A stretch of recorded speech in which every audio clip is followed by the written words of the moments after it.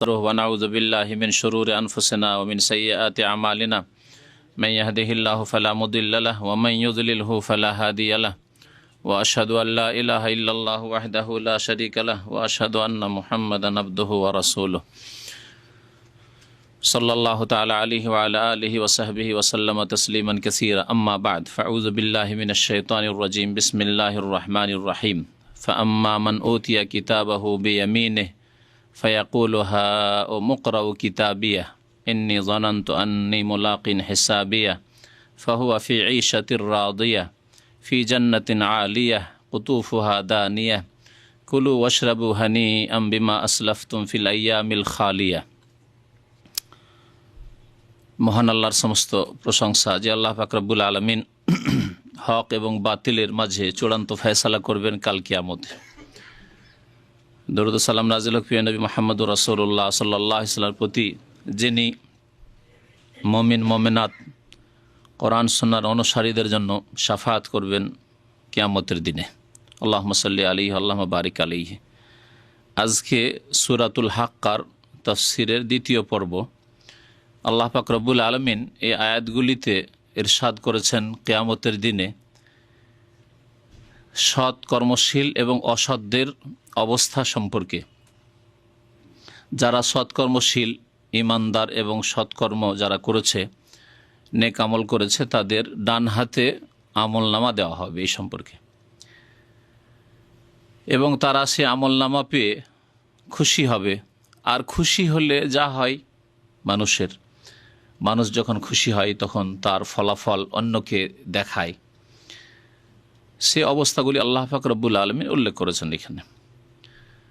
আল্লাহ পাক রব্বুল আলামিনের পক্ষ থেকে সুসংবাদ দেওয়া হবে তাদেরকে, আর বলা হবে যে তোমাদের যা ইচ্ছা তোমরা পানাহার করো এখানে, কারণ তোমরা পৃথিবীতে নেক আমল করেছো এবং এই নেক আমলগুলিকে অগ্রিম দুনিয়া থেকে পাঠিয়েছিলে আমার কাছে।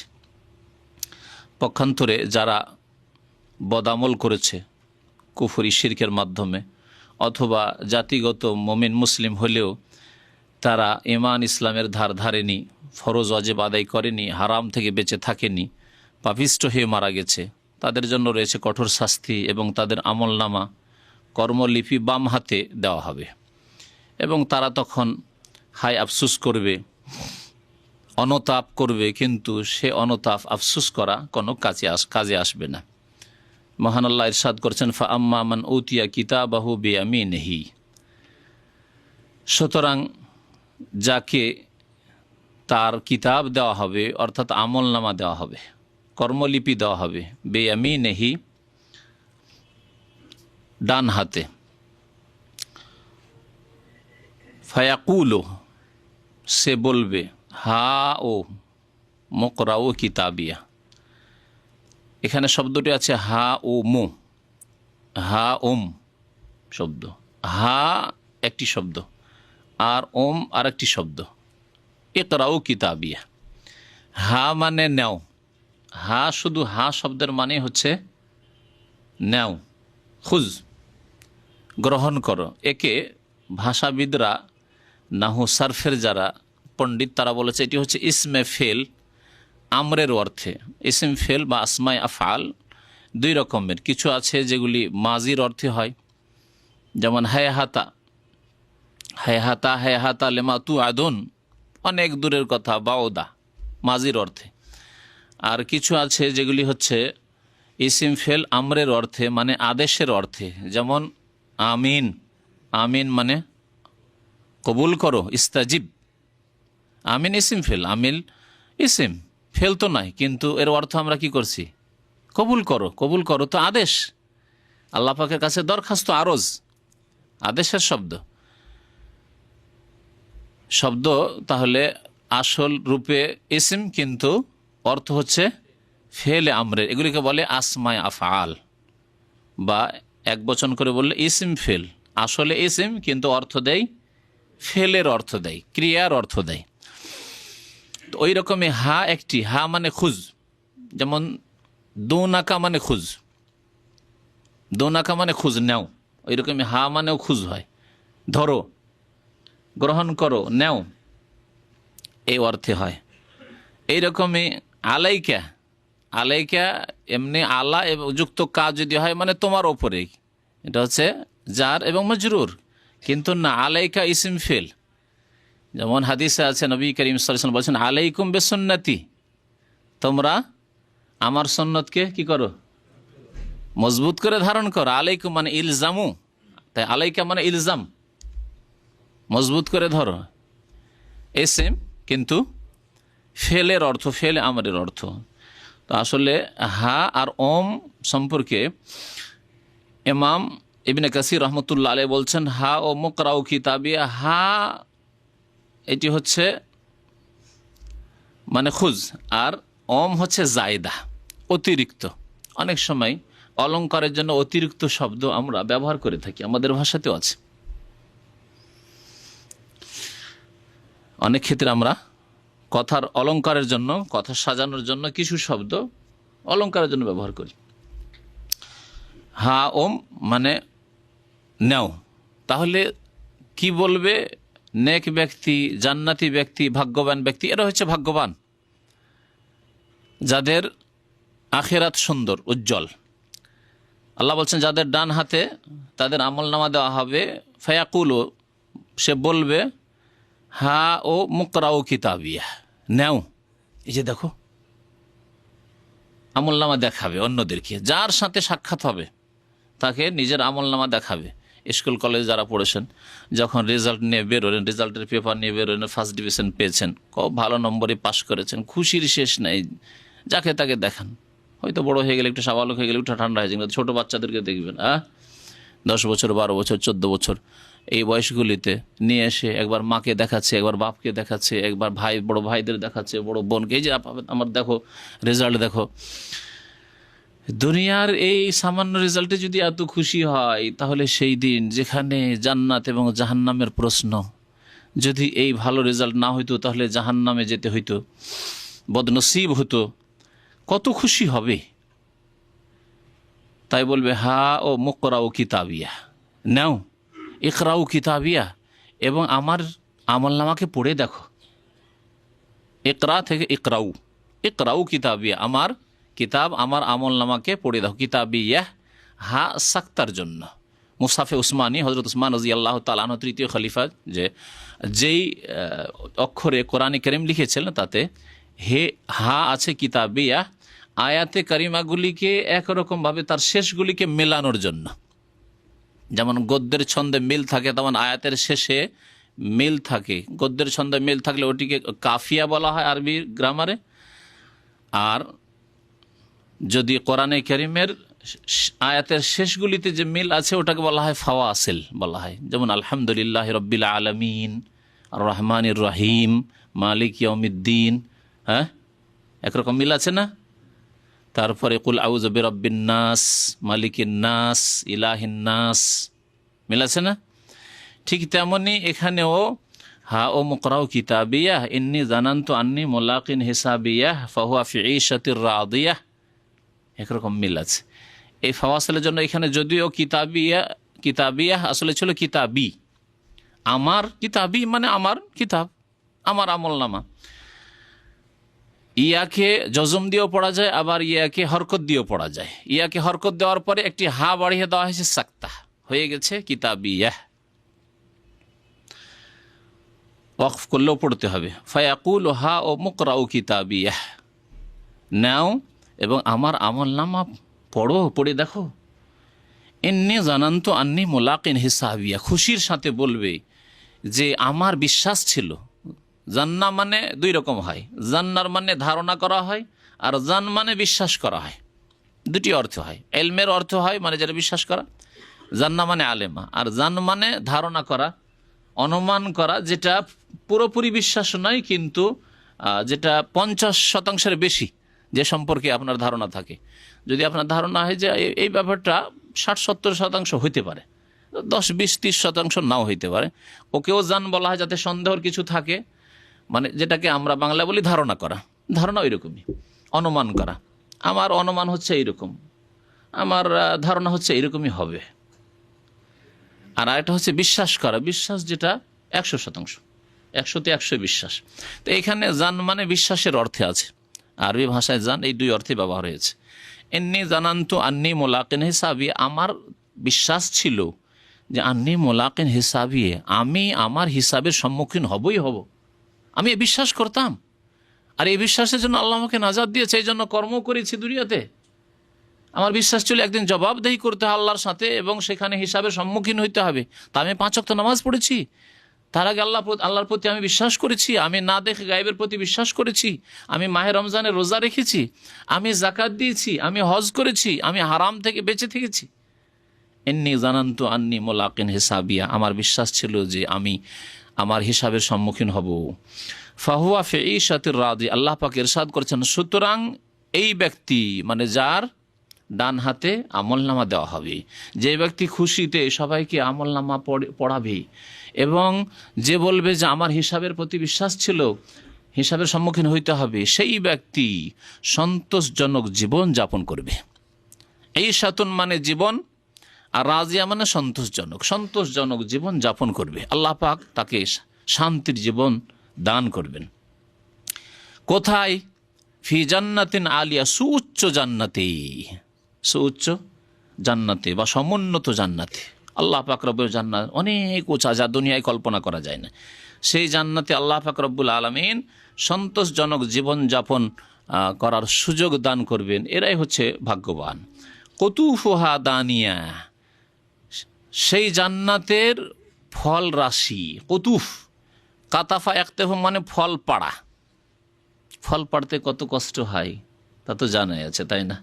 বড়ই পাড়তে কত কষ্ট হয়, আম পাড়তে কত কষ্ট হয়, অনেক সময় চড়তেও পারেন না, আর ঢেলা মারলে 10টা ঢেল মারেও একটা আম পড়ে না। কত কষ্ট করে দুনিয়াতে ফল পাড়তে হয় ফল খেতে হইলে। একটা পাকা আম দেখছেন, গাছ পাকা আম, বুঝেন না? গাছ পাকা আম আমের দেশের লোক না হলে বুঝবেন না। হ্যাঁ, আমের দেশের লোক হতে হবে, রাজশাহী মালদার লোক যারা ফজলি আম দেখেছে, এক একটা আম 2 কিলো আর গাছ পাকা হয়ে আছে, উফ পাগল ওই আমের জন্য। অনেক চেষ্টা করে আমটা পারতে পারছেন না। জান্নাতে যদি এইরকম কষ্ট করে যদি ফল নিতে হইতো, আর কষ্টের জীবন আবার শুরু হয়ে যেত। কি কষ্ট রে! তাই আল্লাহ বলছেন না না, কষ্ট না, খুব আরামের জীবন। সুবহানাল্লাহ। কুতুফুহা দানিয়া, সে জান্নাতের ফল রাশি অত্যন্ত নিকটে থাকবে। দানিয়া মানে নিকটে, এই থেকে দুনিয়া, আখেরাতের তুলনায় দুনিয়া নিকটে, সামনে। এই জন্য দুনিয়াকে দুনিয়া বলা হয় এক অর্থে, আর এক অর্থে দুনিয়া মানে নিকৃষ্ট। আখেরাতের তুলনায় দুনিয়া হচ্ছে দুনিয়ার সব কিছু নিকৃষ্ট। যতই বড় নেতৃত্ব হোক না কেন, যতই ধন সম্পদ হোক না কেন, যতই সুখময় জীবন হোক না কেন, সব নিকৃষ্ট জীবন। আসল জীবন হচ্ছে পরকালের জীবন, শান্তির জীবন, স্থায়ী জগৎ। কতুফুহা মানে কতুফুল জান্নাহ, হাজামির জান্নাতের দিকে ফিরে যাচ্ছে।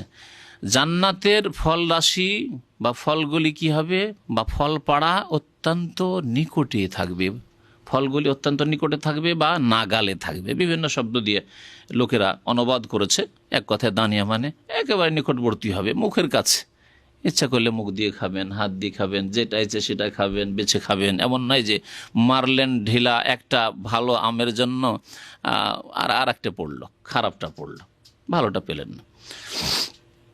আশা করলেন ভালোটা, কিন্তু ভালোটা আসলো না, এরকম হবে না। কুলু ওয়াশরাবু, এবং বলা হবে জান্নাতীদেরকে বলা হবে, আল্লাহর পক্ষ থেকে ফেরেশতাগণ বলবেন, আল্লাহর আদেশ হবে বা আল্লাহর পক্ষ থেকে এলান ঘোষণা হবে, কুলু ওয়াশরাবু, তোমরা খেতে থাকো, পান করতে থাকো, শাব্দিক অর্থ। আর ভাব অর্থ ওকে পানাহার তোমরা করো। কুলু ওয়াশরাবু মানে তোমরা পানাহার করো। হানিয়ান, তৃপ্তির সাথে। হানিয়াম মানে হচ্ছে পরিতৃপ্ত হয়ে, তৃপ্তির সাথে। বিমা আসলাফতুম ফিল আইয়ামিল খালিয়া, কারণ তোমরা কি করেছো অতীত দিনগুলিতে।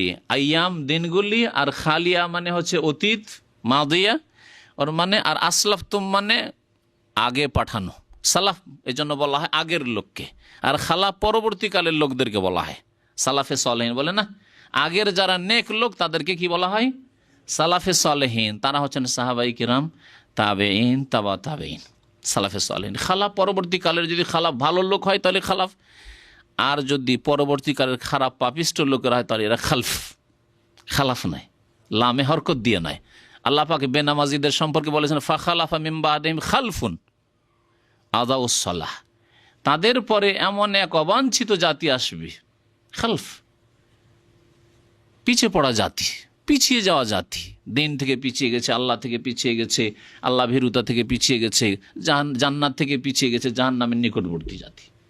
আদাউসসালাহ, যাদের প্রথম কাজ হচ্ছে নামাজ নষ্ট করা, 5 ওয়াক্ত নামাজ পড়ে না, এরা হলো খালফ।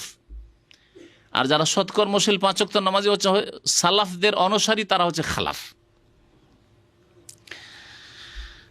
ওয়াত্তাবাউশ শাহওয়াত, এবং যারা নামাজ নষ্ট করে, খালফ যাদেরকে বলেছে, এরা কুপ্রবৃত্তির অনুসারী হবে, মনের কামনা বাসনার পূজা করবে। ওয়াত্তাবাউশ শাহওয়াত ফাসাউফা ইয়ালকাউনা গাইয়া, সুতরাং এরা শীঘ্রই জাহান্নামে নিক্ষিপ্ত হবে, জাহান্নামের সম্মুখীন হবে। আল্লাহ পাক কি বলছেন এখানে? কুলু ওয়াশরাবু, তোমরা খেতে থাকো, পান করতে থাকো, পানাহার করতে থাকো, হানিয়ান, তৃপ্তির সাথে, বিমা আসলাফতুম, কারণ তোমরা অগ্রিম পাঠিয়েছ, নেক আমল পাঠিয়েছ, ঈমান, 5 ওয়াক্ত নামাজ, যাকাত, রোজা, হজ, মাতা পিতার সেবা, আল্লাহর হক যথাযথ আদায় করেছো, মানুষের হক আদায় করেছো, হারাম নাজায়েজ থেকে বেঁচে থেকেছো, সুদ থেকে, ঘুষ থেকে, বেঈমানি থেকে, হারাম ব্যবসা থেকে, আত্মসাৎ থেকে, জুলম অত্যাচার থেকে বেঁচে থেকেছো। এগুলি হচ্ছে আসলাফতুম, তোমরা অগ্রিম পাঠিয়েছো আল্লাহ পাকের কাছে। ফিল আইয়ামিল খালিয়া, কোন কালে? অতীত দিনগুলিতে, যেই দিনগুলি তোমাকে পৃথিবীতে তোমার আয়ুতে দেওয়া হয়েছিল। ফিল আইয়ামিল খালিয়া, অতীত জামানায় দুনিয়াতে তোমরা যে নেক আমল পাঠিয়েছে, তার বিনিময়ে, বেমা, তার কারণে বা তার বিনিময়ে। জান্নাত কি নেক আমলের বিনিময়? আল্লাহর রহমতের উপায়, নেক আমলের বিনিময় নয়। কারণ জান্নাত কেউ নিজের ঈমান এবং নেক আমল দিয়ে ক্রয় করতে পারে না। জান্নাত এত মূল্যবান, আল্লাহ পাকের এই জান্নাতের নিয়ামত অত্যন্ত মূল্যবান। সুতরাং নেক আমলের বিনিময়ে জান্নাত চলে যাবে এ কথা নয়, তবে নেক আমলের ওসিলায় মাধ্যমে জান্নাত যাবে, কোনো ব্যক্তির ওসিলায় নয়। যারা ব্যক্তির ওসিলায় বিশ্বাসী, তাদের এই শিরকি, তাদের এই বিদাতি আকীদাকে সংশোধন করা উচিত।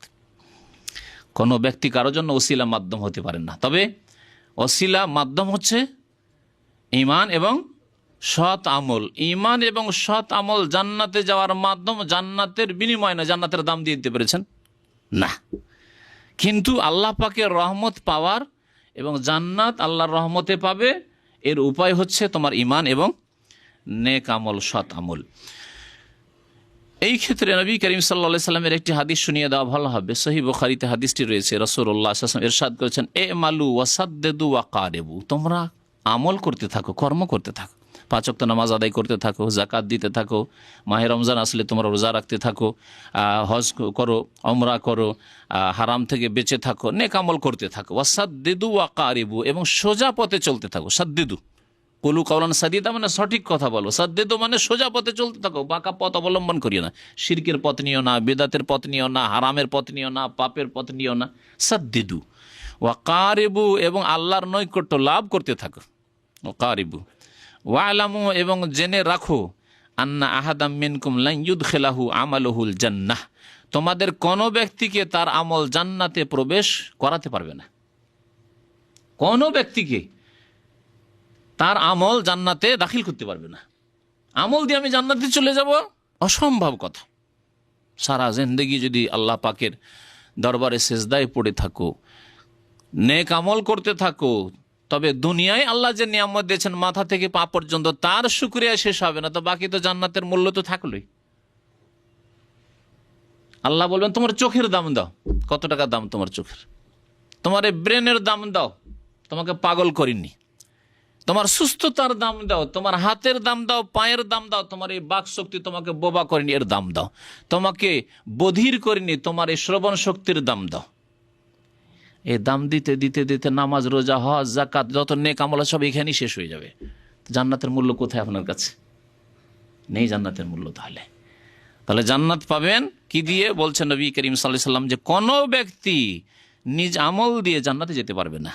কালু, সাহাবারা জিজ্ঞাসা করলেন, ওয়ালা আনতা ইয়া রাসূলুল্লাহ, এমন কি আপনিও নাকি? আপনি তো যাবেন আপনার আমল দিয়ে।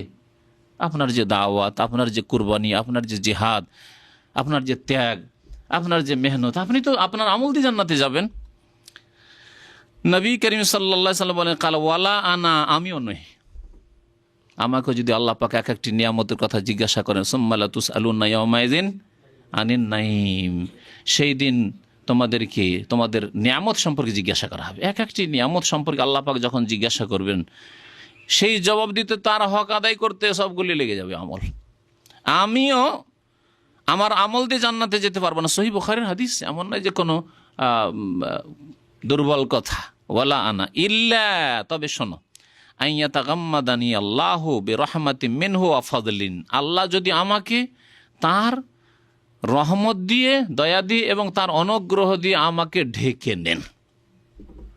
আল্লাহর রহমত যদি আমাকে ঢেকে নেয়, আচ্ছাদিত করে, আর আল্লাহর ফজল করম যদি হয়, অনুগ্রহ হয়, তাহলে আমি জান্নাতে যাব। তাহলে নবী করিম সাল্লাল্লাহু আলাইহি ওয়াসাল্লাম বলছেন, আমি আল্লাহর অনুগ্রহ পূর্বক এবং আল্লাহর রহমতে, আল্লাহর দয়াতে জান্নাতে যাব।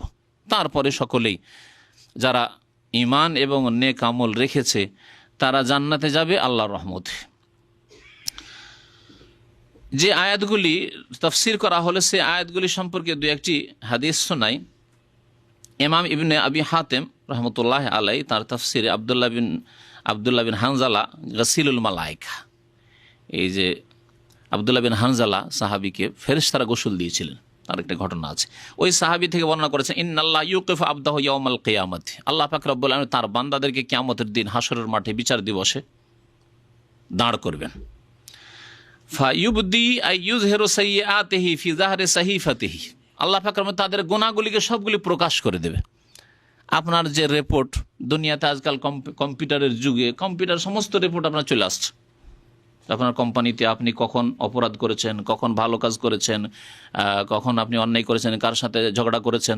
যদি আগের যুগে ফাইল বানানো থাকতো, প্রত্যেক ওয়ার্কারের ফাইল বানানো থাকে, বড় বড় কোম্পানিতে ফাইল আছে, আপনার ফাইলে একটা করে কপি রাখা আছে, রিমার্কস, আপনি এই খারাপ কাজ করেছেন, এই অন্যায়টা করেছেন, এই বাড়াবাড়ি করেছেন।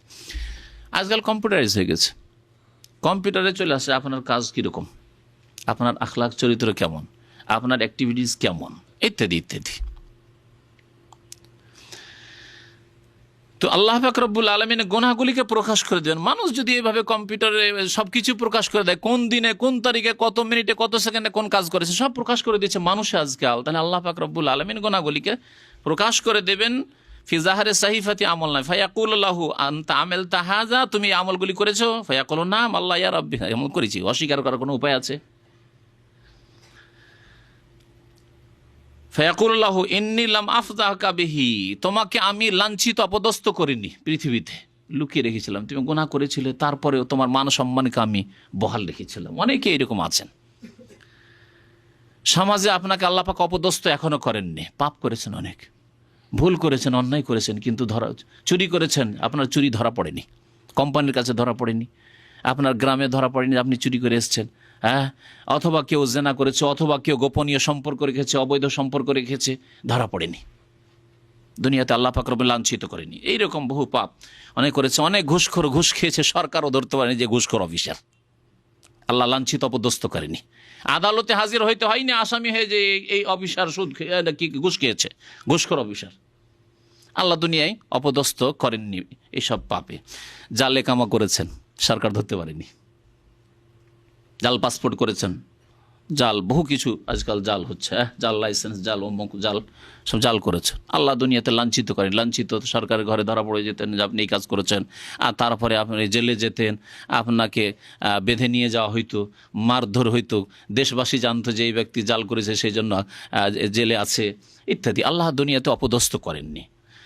আল্লাহ পাক বলবেন, ইন্নী লাম আফযাহকা বিহি, আমি তোমাকে লাঞ্ছিত অপদস্থ করিনি মানুষের সামনে। ওয়া ইন্নী কাদ গাফারতু লাকা, যাক তোমাকে মাফ করে দিলাম, মাফ করে দিলাম। ফায়াকুলু ইনদা যালিকা, তখন খুশি হয়ে বান্দা বলবে, হা ও মুকরাউ কিতাবিয়া ইন্নী জানানতু আন্নী মুলাকিন হিসাবিয়া, আমার বিশ্বাস ছিল, যদি ভুল ভ্রান্তি হয়েছে, কিন্তু আমার ইয়াকিন ছিল যে একদিন হিসাব দিতে হবে, এই জন্য আমি নেক আমল করেছি। সহিহ বুখারীতে আরেকটি রিওয়ায়াত রয়েছে এই ক্ষেত্রে।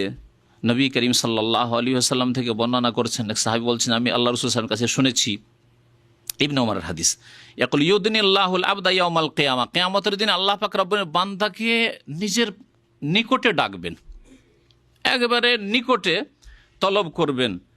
ফায়ুকাররিরহু বিযুনুবিহি কুল্লিহা, সমস্ত গুনহার অঙ্গীকার নেবেন, স্বীকার করাবেন। এই গুনাহ করেছো, আমেল তাকাজা, আমেল তাকাজা, আমেল তাকাজা, এই গুনাহ করেছো, এই গুনাহ করেছো, জুমার দিনে ফজর জামাত ছেড়েছো, হ্যাঁ, রাত্রে 1টা 2টা পর্যন্ত পার্টি করেছো আর ফজরের জামাত ছেড়েছো, হ্যাঁ, বেনামাজি নয় কিন্তু জামাত ছেড়েছে। জামাতে নামাজ পড়াও ওয়াজিব, জামাতে নামাজ পড়াও মনে রাখবেন যে ওয়াজিব। যারা ইচ্ছা করে অথবা গাফিলতি করে, ইচ্ছা করে অনেক সময় না, অনেক সময় গাফিলতি, সেটাও ইচ্ছা করি। গাফিলতি মানে আপনি অ্যালার্ম লাগালেন না, চেষ্টা করলেন না, পারলাম উঠতে, না হলে যখন উঠবো, যখন জাগবো নামাজ পড়ে নেব। আল্লাহ পাক রব্বুল আলামিন সেই দিন সমস্ত গুনহার অঙ্গীকার নেবেন, স্বীকার করাবেন। হাত্তা ইযা রাআন্নাহু কাদ হালাকা, এক একটা করে স্বীকার করতে করতে করতে বান্দা দেখবে যে আর বাঁচবো? আরে একটা না দুটা না, শত শত গুনহা সারা জীবনে স্বীকার করে, সব তো আল্লাহ স্বীকার করিয়ে নিল, এখন তো শাস্তি।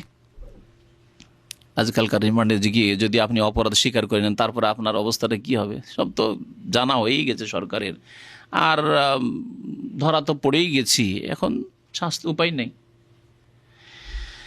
হালাকা, সর্বনাশ হয়ে গেল, জাহান্নামে যেতেই হবে। কাল আল্লাহ তাআলা, তখন আল্লাহ পাক বলবেন, মমিন সৎকর্মশীল কিন্তু ভুলভ্রান্তি যাদের হয়েছে, ফরজ আদায় করেছে, এমন না যে ফরজ তরককারী, মমিন ব্যক্তি মুশরিক নয়, তাহলে কবর মাজার পূজারি নয়, আল্লাহ ছাড়া অন্যকে সেজদা করে, আল্লাহ ছাড়া অন্যের কাছে ছেলে মেয়ে সন্তান সন্ততি আর রোগের আরোগ্য চাইনি, ওরা মুশরিক, আল্লাহ মুশরিককে মাফ করবেন না। বেনামাজি নয়, নামাজ পড়েছে কিন্তু তার সাথে অন্যান্য গুনহা নিয়ে আল্লাহর দরবারে হাজির হয়েছে। আল্লাহ বলবেন, ইন্নী সাতারতুহা আলাইকা ফিদ দুনিয়া, দুনিয়াতে আমি তোমার এই মান ইজ্জত ঢেকে রেখেছিলাম। আল্লাহ পাক ঢেকে রেখেছিলেন, জানিয়ে দেননি মানুষকে। ওয়ানা আগফিরুহা লাকাল ইয়াউম, আজকে তোমাকে মাফ করে দিলাম, তোমার গুনাহগুলি মাফ করে দিলাম। সুম্মা ইউতা কিতাবা হাসানাতি বিয়ামিনি, তার নেকির আমলনামা আল্লাহ পাক ডান হাতে দেব। আম্মাল কাফির আল মুনাফিক, কাফির মুনাফিক মুশরিক যারা যদিও জাতিতে মুসলমান কিন্তু শিরিক করে, তারা মুসলিম নয়। বড় শিরক করে যারা মারা যায়, ওই অবস্থায় যদি মারা যায়, শিরকের আকীদা বিশ্বাস নিয়ে মারা গেল, অথবা বেনামাজি হয়ে মারা গেল, বেনামাজের হুকুম সম্পর্কে আমার বিস্তারিত আলোচনা এর আগের আছে। কাফের এবং মুনাফিক যারা, নবী সাল্লাল্লাহু আলাইহি ওয়াসাল্লাম বলেছেন যে সবচাইতে ভারী নামাজ কোন নামাজ? মুনাফিকের ওপর ফজর এবং এশা, মুনাফিকের ওপর। তাহলে যে ফজর পড়ে না সে কি, চিন্তা করেন আপনি।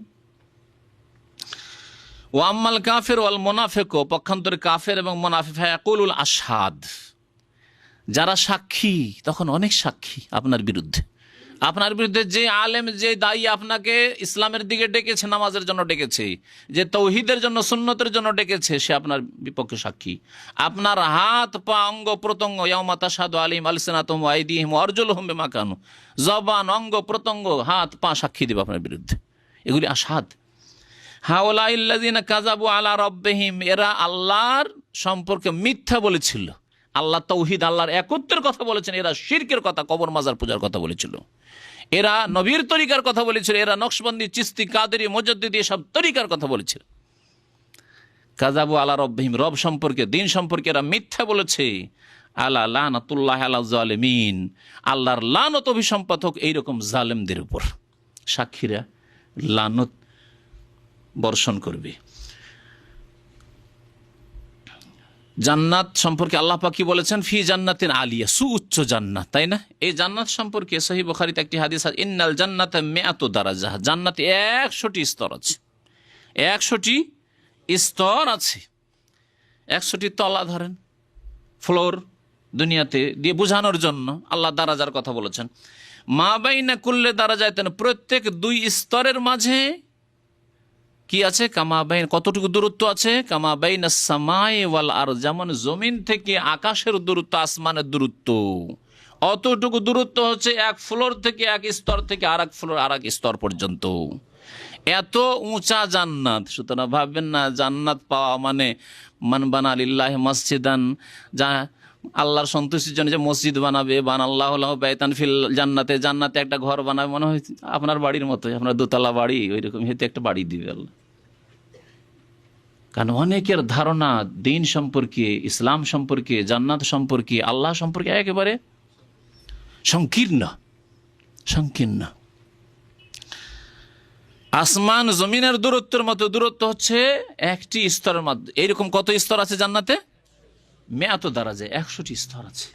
আল্লাহ পাক রব্বুল ফি জান্নাতিন আলিয়া, সুউচ্চ জান্নাত। যত বেশি নেক আমল হবে তত বেশি আল্লাহ উঁচু জান্নাতে স্থান দান করবেন। আল্লাহ পাক রব্বুল আমাদের সকলকে যেন জান্নাতুল ফিরদৌস দান করেন। আল্লাহ পাক আমাদেরকে যেন নেক আমলের তৌফিক দান করেন।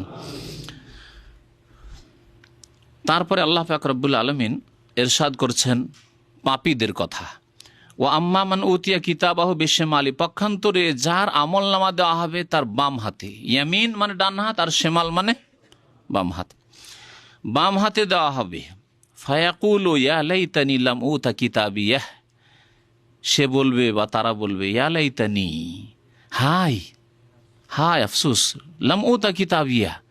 লাইতা মানে যেটাকে আশা আকাঙ্ক্ষার ক্ষেত্রে ব্যবহার করা হয়, আশা আকাঙ্ক্ষার ক্ষেত্রে।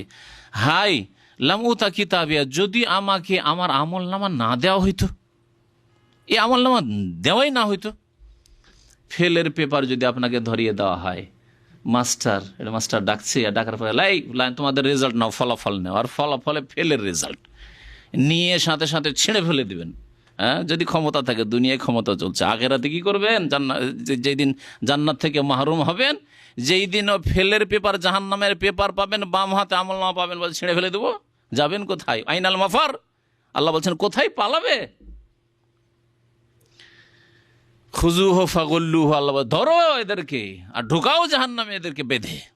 আসছে আয়াত এই সূরাতেই। আল্লাহ পাক রব্বুল আলামিন বলছেন যে যাদের বাম হাতে তাদের আমলনামা দেওয়া হবে, ফায়াকুল বলবে হায় আফসোস, লাইতানি লাম উতা কিতাবিয়া, যদি আমাদের আমলনামা না দেওয়া হইতো। ওয়ালাম আদরে মা হিসাবিয়া, আর যদি জানতেই না পারতাম যে হিসাব বা কি, আমার হিসাব জানতেই না পারতাম, হিসাবের কথাও বলা হইতো না, আর এই আমলনামা দেওয়া হইতো না, তাহলে কি হইতো? বলছে ইয়ালাই তাহা কানাতিল কাজিয়া, হায় আফসুস, যদি আমাদের মৃত্যুইটাই শেষ হইতো। আল কাজিয়া মানে ফয়সালা, চূড়ান্ত ফয়সালা মানে মতকে উদ্দেশ্য করা হয়েছে কাজিয়া মানে কাজা একজি থেকে। ইয়ালাই তাহা কানাতিল কাজিয়া, হায় যদি মত হয়ে যেত, মানে ওই যে মত হয়েছিল ওইটাই শেষ হতো, আর উঠানো হইতো না। আর উঠানো না হইলে বাম হাতে আমলনামাও আসতো না। আর যদি উঠানো না হইতো তাহলে কি হইতো না? হিসাবও জানতে পারতাম না, না হিসাব না আমলনামা, কিছু হতো না, মরে গেছি, সরে গেছি, শেষ। ওটাই যদি আমাদের শেষ হইতো, গরু ছাগলের মতো, কীট পতঙ্গের মতো, কুকুর শুকুরের মতো, তাহলে সেই জিন্দেগি ভালো ছিল। তখন আকাঙ্ক্ষা করবে যে কুকুর শুকুরের জিন্দেগি ভালো ছিল। এই জন্য আল্লাহ পাক বলেছেন যারা আল্লাহকে চেনেনি, আল্লাহর প্রতি ঈমান নিয়ে আসেনি, সৎ আমল করেনি, পাপিষ্ট যারা, তাদেরকে আল্লাহ বলছে উলাইকা কাল আনআম বাল হুম আযাল, এরা চতুষ্পদ জন্তুর মতো, বরং তার চেয়ে তো নিকৃষ্ট। কারণ চতুষ্পদ জন্তু তো মরে গেলে ও তো বুঝে না, প্রথম কথা বোধ শক্তি নেই, আর মরে গেলে শেষ, আর উঠানো হবে না, না আমলনামা দেওয়া হবে, না হিসাব হবে, না জবাব দিতে হবে, না জান্নাত না জাহান্নাম, মরে গেছে, শেষ, সরে গেছে। ইয়া লাইতানি কুনতু তুরাবা, কাফের বলবে মাটি হয়ে গেলে, পশু পাখি শেষ হয়ে গেছে, ওই আকাঙ্ক্ষা করবে এরাও। তাহলে কাফের, বেদিন, পাপিষ্ঠ গুনাহগার তখন আকাঙ্ক্ষা করবে যে আমি যদি ওই গরু ছাগল হইতাম, কুকুর শুকুর হইতাম। কুকুর শুকুর চাইতে নিকৃষ্ট কিনা? ব্রেন বুদ্ধি থাকা সত্ত্বেও, হৃদয় থাকা সত্ত্বেও, হিতাহিত জ্ঞান থাকা, ভালো মন্দের জ্ঞান থাকা সত্ত্বেও, হক বাতিলের পার্থক্যের ক্ষমতা থাকা সত্ত্বেও, তারপরে আল্লাহ এবং রসুলের কথা শোনা সত্ত্বেও, নামাজ ফরজ জানা সত্ত্বেও, মুসলিম পরিবারে জন্ম নেওয়া সত্ত্বেও যদি এই অবস্থার সম্মুখীন হইতে হয়, ইয়ালাই তাহা কানাতিল কাজ, হায় আফসুস, যদি এই মৃত্যুই আমার শেষ হইতো। মা আগনা আন্নি মালিয়া, অনেকেই তাদের বড় বড় ধনী হবে, দুনিয়াতে ধনী ছিল, তখন স্মরণ করবে যে আরে এত ধন সম্পদ ছিল, এত জমি জায়গা আমার ছিল, এত টাকা পয়সা ছিল। আর কেউ কেউ বড় নেতা হবে, তার নেতৃত্বের কথা স্মরণ করবে, আমি ছিলাম রাষ্ট্রের অধিনায়ক, আমি ছিলাম মন্ত্রী মিনিস্টার, আমি ছিলাম এমপি, আমি ছিলাম চেয়ারম্যান, আমি ছিলাম এই প্রভাবশালী, আমি ছিলাম পীরে কিবলা, আর আমার লক্ষ লক্ষ হাজার হাজার ভক্ত ছিল। এসব ক্ষমতা গেল কোথায়?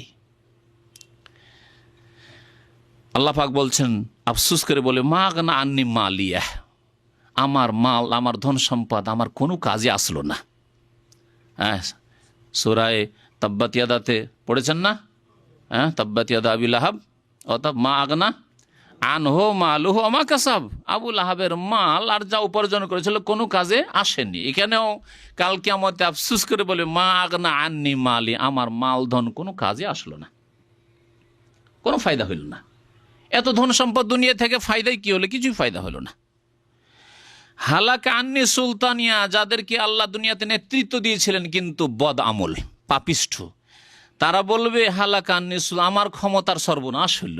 আরে কোথায় গেল আমার ক্ষমতা, কোথায় গেল আমার নেতৃত্ব? কত লোকে জেলে ঢুকিয়েছি, কত অপরাধীকে বের করে দিয়েছি, বেনামি খালাস করে দিয়েছি নিজের দলের বা নিজের মন মতো। সেই জন্য করে না আজকাল অনেকে নেতৃত্বের বলে অপরাধীকে ছাড়িয়ে নিয়ে আসো, আমার লোক ছাড়িয়ে নিয়ে আসো। আর অনেকে নিরীহ ব্যক্তি আমার বিরোধী, সুতরাং ঢোকাও একে। এসব করেছে দুনিয়ায়, আফসোস করতে হবে কাল কিয়ামতে। হালাকা আন্নি সুলতানিয়া, হায় আমার ক্ষমতার সর্বনাশ হলো, ধ্বংস হয়ে গেছে আমার ক্ষমতা। খুজু হো, বলা হবে ফেরেশতাদেরকে, আল্লাহ পাক বলবেন খুজু হো, ধরো এদেরকে। খুজু বহু বচন, আল্লাহ পাক ফেরেশতাগণকে আদেশ করবেন, ধরো, পাকড়াও করো এদেরকে। ফাগুল্লু হো, এবং এদেরকে বেড়ি পরিয়ে দাও, বেড়ি পরিয়ে দে, এদের গর্দনে গলায় বেড়ি পরিয়ে দাও। সুম্মাল জাহিমা সল্লু, তারপরে গলাতে ফাঁস লাগিয়ে, বেড়ি লাগিয়ে জাহান্নামে এদেরকে জ্বলন্ত আগুনে কি করো? দাখিল করে দাও। সল্লু, সল্লু মানে আদখিলু, দাখিল করে দাও। সুম্মা, শুধু তাই নয়, এদেরকে জিঞ্জির দিয়ে বাঁধো, শৃঙ্খলাবদ্ধ করো। সুম্মা ফি সিলসিলাতিন যারউহা সাবউনা যিরা, তারপরে শিকল, শৃঙ্খলে, এমন শৃঙ্খলে, যারউহা সাবউনা যিরান, যার দৈর্ঘ্য হচ্ছে 70 হাত, সাবউনা যিরান। ফাসলুকু, এদেরকে শৃঙ্খলাবদ্ধ করো বা শিকলাবদ্ধ করো বা জিঞ্জির দিয়ে বাঁধো। যে ভাষা দিয়ে অর্থ করেন আসলে হচ্ছে বোঝা উদ্দেশ্য, সহজ ভাষা দিয়ে করেন, মধ্যম ভাষা দিয়ে করেন, আরও মুশকিল ভাষা দিয়ে করেন। ফাসলুকু, সালাকে আসলুকু মানে তাহলে এখানে বাঁধো। ইন্নাহু, কেন এদেরকে বাঁধা হবে? 70 হাত লম্বা জিঞ্জির দিয়ে, শৃঙ্খল দিয়ে বাঁধা হবে, বেঁধে, আর গলায় বেড়ি পরিয়ে এমন আসামিকে ধরে নিক্ষেপ করা হবে জাহান্নামে। কেন? আল্লাহ বলছেন ইন্নাহু কানা লা ইউমিনু বিল্লাহিল আযীম, কারণ প্রথম ব্যাধি ছিল যে মহান আল্লাহর প্রতি সে বিশ্বাস করত না, যে 5 ওয়াক্ত নামাজ পড়ে না, যাকে বলা হয়েছে প্রথম আল্লাহ পাক কাল কিয়ামতে হিসাব নেবেন নামাজ সম্পর্কে, তারপরেও নামাজ পড়ে না। সে যদি দাবি করে আমি আল্লাহতে বিশ্বাস করি, আখেরাতে বিশ্বাস করি, সে সত্যবাদী না কাজ্জাব? সে মিথ্যুক সে। এটা তো বললাম পাপিষ্ট মুসলিমদের কথা। আর যারা আল্লাহকে অস্বীকার করেছে, আল্লাহর একত্বকে অস্বীকার করেছে, যারা আল্লাহর গোলামের কাছে চেয়েছে, মুশরিক হয়েছে, আল্লাহর বান্দার কাছে, দাসের কাছে চেয়েছে, তাদের কি অবস্থা হবে? ইন্নাহু কানা লা ইউমিনু বিল্লাহিল আযীম, মহান আল্লাহর প্রতি সে বিশ্বাস করত না। ওয়ালা ইয়াহুদ্দু আলা তুআমিল মিসকিন, এবং দরিদ্রদের অন্নদানে অন্যদেরকে উৎসাহিত করত না। নিজে তো দিতই না, আর অন্যকেও উৎসাহিত করত না। আল্লাহ পাক এখানে উৎসাহিত করতো না অন্যকে কেন বললেন? এই কথা তো বললেন না যে সে গরিবকে দিত না, কারণ যেই ব্যক্তি উৎসাহিত করে না সে নিজেও দেয় না। অনেকে আছেন নিজেও বখিল কিন্তু ভালো ভালো কথা বলে, তাই না? ভালো ভালো কথা বলে, দাও দাও দাও। পীরের আগে কোনদিন নজরানা পেশ করতে দেখেছেন? পীর আবার কোথায় নজরানা পেশ করে? তারই তো নজরানার শেষ নাই। হ্যাঁ, পীর নিজের ক্যাশ দিয়ে, নিজের টাকা দিয়ে দাওয়াত জিয়াফত করে খাওয়াচ্ছে, দেখেছেন? হুজুর, যারা বিদাতি হুজুর, কোরআন খানি হয়, তাদের বাড়িতে কোরআন খানি হইতে দেখেছেন? যে গ্রামের লোক, তোমরা কোরআন পড়ে দাও আমার বাড়িতে। হ্যাঁ, মিলাদি মোল্লাদের বাড়িতে মিলাদ হইতে দেখেছেন? না, অপরের মিলাদ করে, শুধু অন্যদের বাড়িতে মিলাদ করে বেড়ায়, কারণ ওখানে গেলে টাকা ইনকাম হয়ে আসবে। তো অন্যদেরকে উৎসাহিত করতো না এরা গরিব দুঃখীকে খাওয়ানোর জন্য, আর নিজেরাও করতো না। তাহলে তারা যাকাত নিজেও দিত না। এবং এই ক্ষেত্রে আরো আল্লাহ পাক রব্বুল এখানে আরেকটি কথা বুঝিয়ে দিয়েছেন আমাদেরকে, যে শুধু নিজে দান খায়রাত করা বা জাকাত ফরজ আদায় করা যথেষ্ট নয়, অন্যদেরকেও জাকাত দেওয়ার জন্য উৎসাহিত করতে হবে। এবং এই ক্ষেত্রে যার যতটা ক্ষমতা আছে তার ক্ষমতার সদ্ব্যবহার করতে হবে। তার মানে বল প্রয়োগ করা যদি সম্ভব হয়, বল প্রয়োগ করে জাকাত আদায় করাতে হবে। সরকার, মুসলিম সরকার, তাহলে বল প্রয়োগ করে দেশবাসীর কাছ থেকে জাকাত নিতে হবে এবং জাকাতের সঠিক জায়গায় তার ব্যয় হইতে হবে। এটা হচ্ছে ইসলামিক সরকার। আপনি বাবা, আপনার ছেলেরা জাকাত দেবে না, বল প্রয়োগ যতটা করা সম্ভব বল প্রয়োগ করবেন। আপনি আপনার ছেলের নামাজ পড়বেন না, আপনি বল প্রয়োগ করে নামাজ পড়াবেন। উৎসাহিত করার কথা বলা হয়েছে, উৎসাহিত শুধু মৌখিক উৎসাহিত নয়, যেখানে বল প্রয়োগের ক্ষেত্রে নয়, আমার অধীনস্থ নয়, আমি বল প্রয়োগ করতে পারছি না, তখন উৎসাহিত শুধু মৌখিক উৎসাহিত করতে হবে, উপদেশ দিতে হবে, ওয়াজ করতে হবে, ভালো কথা বলে ভালো কাজের আদেশ করতে হবে, আর পাপ থেকে সতর্ক করতে হবে। কিন্তু যেখানে আল্লাহ পাক ক্ষমতা দিয়েছেন সেখানে ক্ষমতাকে ইসলামের খেদমতে লাগাইতে হবে।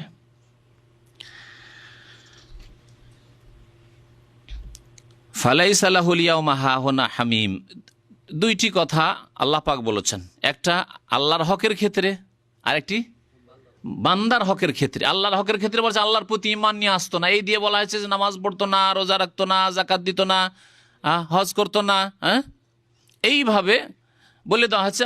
আল্লাহ পাক রব্বুল আলামিন ইবাদত বন্দেগী করতো না, ফরজ ওয়াজিব, এটা বুঝিয়ে দেওয়া হয়েছে লা ইউমিনু বিল্লাহিল আযীমের মাধ্যমে। আর ওয়ালা ইয়াহুদ্দু আলা তামিল মিসকিন বলে বান্দার হকের দিকে ইঙ্গিত করা হয়েছে যে বান্দারও হক আদায় করতো না। তার একটি হচ্ছে মিসকিনকে, দরিদ্রকে অন্ন দান করা, খেতে দেওয়া, আর তার ফরজ হচ্ছে জাকাত দেওয়া। জাকাত ছাড়া অনেক ক্ষেত্রে জরুরি হবে, আপনার আপনজন, আত্মীয় স্বজন, রক্তের সম্পর্ক, অথবা আপনার গ্রামবাসী চিকিৎসা অভাবের কারণে চিকিৎসা করতে পারছে না, মরে যাচ্ছে, আর আপনি টাকার গদির উপর বসে আছেন, দান খেরাত করবেন না, আপনি চিকিৎসার ব্যবস্থা দেবেন না। ওয়ালা ইয়াহুদ্দু আলা তামিল মিসকিন। তাহলে যারা আল্লাহর হক নষ্ট করবে জাহান্নামে যাবে, যারা মানুষের হক নষ্ট করবে, জুলম অত্যাচারের মাধ্যমে হোক অথবা হক আদায় না করে হোক, তারাও জাহান্নামে যাবে। এই দুইটি কথা বলে দুই হকের দিকে ইঙ্গিত করা হয়েছে। তাহলে মুক্তি পাবে ওই সব ব্যক্তি যারা আল্লাহর হক সুন্দরভাবে আদায় করবে, যেভাবে আল্লাহ পাক তার রাসূল আদায় করতে বলেছেন সাল্লাল্লাহু আলাইহি ওয়াসাল্লাম। আর যারা মানুষের হক আদায় করেছেন দুনিয়াতে ওইভাবে যেভাবে নবী করিম সাল্লাল্লাহু আলাইহি ওয়াসাল্লাম মানুষের হক আদায় করতে বলেছেন। সুতরাং যারা এইরকম অবস্থায় আল্লাহর দরবারে হাজির হবে, ফালাইসা লাহুল ইয়াওমা হাহুনা হামিম, সুতরাং আজকের দিনে আল্লাহ পাক ইরশাদ করবেন, তখন ফেরেশতাদেরকে বলবেন, আজকের দিনে এদের জন্য এখানে কোনো বন্ধু নেই। হামিম মানে অন্তরঙ্গ বন্ধু, কোনো দোস্ত নেই, কোনো বন্ধু নেই যে সাহায্য করবে। কে সাহায্য করবে সেখানে? তাহলে এদের জন্য শাফাআতও নেই। যারা আল্লাহর প্রতি ঈমান রাখতো না, ঈমানের জায়গায় শিরিক ছিল বা মুনাফিকি ছিল অথবা কুফরি ছিল অথবা বেনামাজি হওয়া ছিল, কোনো বন্ধু নেই এখানে, সুপারিশকারীও নেই, সুপারিশও তাদের জন্য হবে না। ওয়ালা তুআমুন ইল্লা মিন গিসলিন, আর তারা জাহান্নামে কোনো খাবারও পাবে না গিসলিন খাবার ছাড়া, একমাত্র গিসলিন খাবার তাদের হবে। গিসলিন কাকে বলে এই সম্পর্কে কয়েকটি মত আছে, আপনাদেরকে তাফসীর ইবনে কাসির থেকে পড়ে শোনাই। তার মধ্যে যেটি প্রসিদ্ধ মত সেটি হচ্ছে জাহান্নামীদের জ্বলে পুড়ে যে রক্ত পুঁজ হবে, বের হবে, সেই রক্ত পুঁজ, এটি হচ্ছে জাহান্নামীদের খাবার। তারা জ্বলছে, জ্বলে যে রক্তপুঞ্জ হচ্ছে, ও রক্তপুঞ্জকে খাবার আকারে তাদেরকে পানীয় আকারে দেওয়া হবে। এ সম্পর্কে ইমাম ইবনে কাসির রাহমাতুল্লাহ আলাইহি কয়েকটি উক্তি উল্লেখ করেছেন সাহাবায়ে কেরাম তাবেঈনদের। গিসলিন সম্পর্কে কাতাদা বলছেন, কাতাদা প্রখ্যাত তাবেঈ বলছেন, হুয়া শাররু তুআমি আহলিন নার, জাহান্নামীদের সবচেয়ে নিকৃষ্ট খাবার গিসলিন। কি খাবার? ইমাম রাবি এবং দাহাক তাবেঈনদের জামানার আইম্মায়ে কেরাম বলছেন, হুয়া শাজারাতুন ফি জাহান্নাম, জাহান্নামের এক রকমের গাছকে গিসলিন বলা হয়েছে। তাহলে জাক্কুমের মতো, জাক্কুম সম্পর্কে আল্লাহ বলছে ইন্না শাজারাতা জাক্কুম, স্পষ্ট জাক্কুম হচ্ছে জাহান্নামের গাছ, কণ্টকযুক্ত এবং আগুনের গাছ, যেই খাবার দেওয়া হবে জাহান্নামীদেরকে। শাবিব ইবনে বিশর ইকরামা থেকে বর্ণনা করেছেন, আর ইকরামা প্রখ্যাত তাবেঈ ইবনে আব্বাস রাদিয়াল্লাহু তাআলা আনহুমা সাহাবী থেকে বর্ণনা করেছেন, কাল আল গিসলিন আদ-দাম ওয়াল মা ইয়াসিলু মিন লুহুমিহিম, রক্ত এবং পানি পুঁজ যা জাহান্নামীদের গোশত থেকে প্রবাহিত হবে, তা খাবার। সেটি বললাম যে ইবনে আব্বাস রাদিয়াল্লাহু তাআলা আনহুমা সাহাবায়ে কেরামদের মধ্যে সবচেয়ে বিখ্যাত মুফাসসির ছিলেন। নবী করিম সাল্লাল্লাহু আলাইহি ওয়াসাল্লাম তাকে দোয়া দিয়েছিলেন, বিশেষ দোয়া, আল্লাহুম্মা আল্লিমহুল কিতাব, আল্লাহ তাকে কিতাব তাফসীরের জ্ঞান দান করো, ও ফাক্কিহু ফিদ্দিন, এবং দিন সম্পর্কে ফিকহ দান করো, দিনের জ্ঞান দান করো। নবী করিম সাল্লাল্লাহু আলাইহি ওয়াসাল্লামের এই দোয়া তার ক্ষেত্রে কবুল হয়েছিল। সমস্ত সাহাবায়ে কেরামদের মধ্যে খুব বেশি তাফসীরের পণ্ডিত ছিলেন। ইবনে আব্বাস রাদিয়াল্লাহু তাআলা আনহুমা কি বললেন, যে জাহান্নামীদের রক্ত পুঁজ হচ্ছে গিসলিন। ওয়াকাল আলী ইবনে আবি তালহা, আলী ইবনে আবি তালহা তাবেঈ বলছেন, আনহু তিনিও বর্ণনা করেছেন ইবনে আব্বাস রাদিয়াল্লাহু তাআলা আনহু থেকে, গিসলিন সাদিদ আহলিন নার, জাহান্নামীদের পুঁজ, সাদিদ মানে পুঁজ, পুঁজ, আর সেখানে বলেছে রক্ত এবং পানি একই জিনিস, রক্ত পানি মিশ্রিত হচ্ছে পুঁজ জাহান্নামীদের। এই খাবার দেওয়া হবে জাহান্নামীদেরকে যাদের বাম হাতে আমলনামা আসবে। আল্লাহ পাক ইরশাদ করছেন, এই খাবার খাবে কে? লা ইয়াকুলুহু ইল্লাল খাতিউন, এই খাবার খাবে না কেউ, একমাত্র খাবে কে? ইল্লাল খাতিউন, একমাত্র গুনাহগার পাপিষ্ঠরা।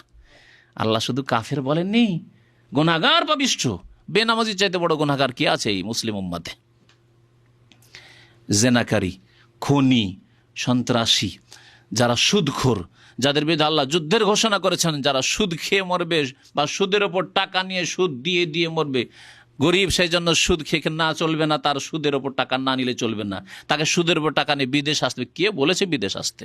অনেকে ঠেলা গাড়ি চালাচ্ছে, আপনি তাই করতেন, রিক্সা চালাতেন আপনি, অনেকে ফেরিওয়ালা, আপনি ফেরির কাজ করতেন, অনেকে দিন মজুর করে তাই করতেন, আল্লাহ পাকের কাছে হালাল রিজিক তলব করতেন, আল্লাহ আপনার জন্য হালাল রিজিকের দ্বার প্রশস্ত করে দিত। কিন্তু আপনি হালাল রিজিকের দ্বারকে সংকুচিত করে দিয়ে হারামের রাস্তা ধরে নিয়েছেন খুব সহজে, সুদের ওপর টাকা নিয়ে জমি বন্ধ করে রেখে চলে যাব বিদেশে, আর যাওয়ার পরে 5 বছর বড় লোক হয়ে যাব, তারপরে জমি ছাড়িয়ে নেব, এই করবো, ইত্যাদি করবো, এইসব করেছেন আপনি।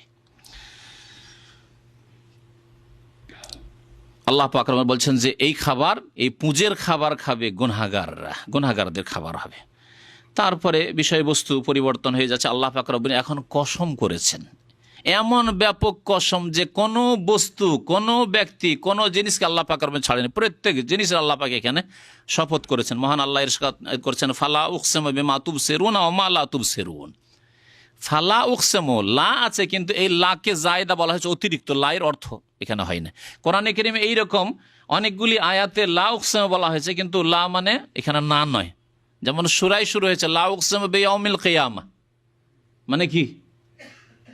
তরজমা পড়ে দেখবেন, এর মানে হচ্ছে উকসিমু বিয়াউমিল কিয়ামতের আমি শপথ করছি, আমি কিয়ামতের শপথ করছি না, এই অর্থ নয়। তাহলে লা হচ্ছে জায়েদা, অলংকারের জন্য আরবরা অনেক সময় অতিরিক্ত করতো, কিন্তু তার অর্থ হইতো না।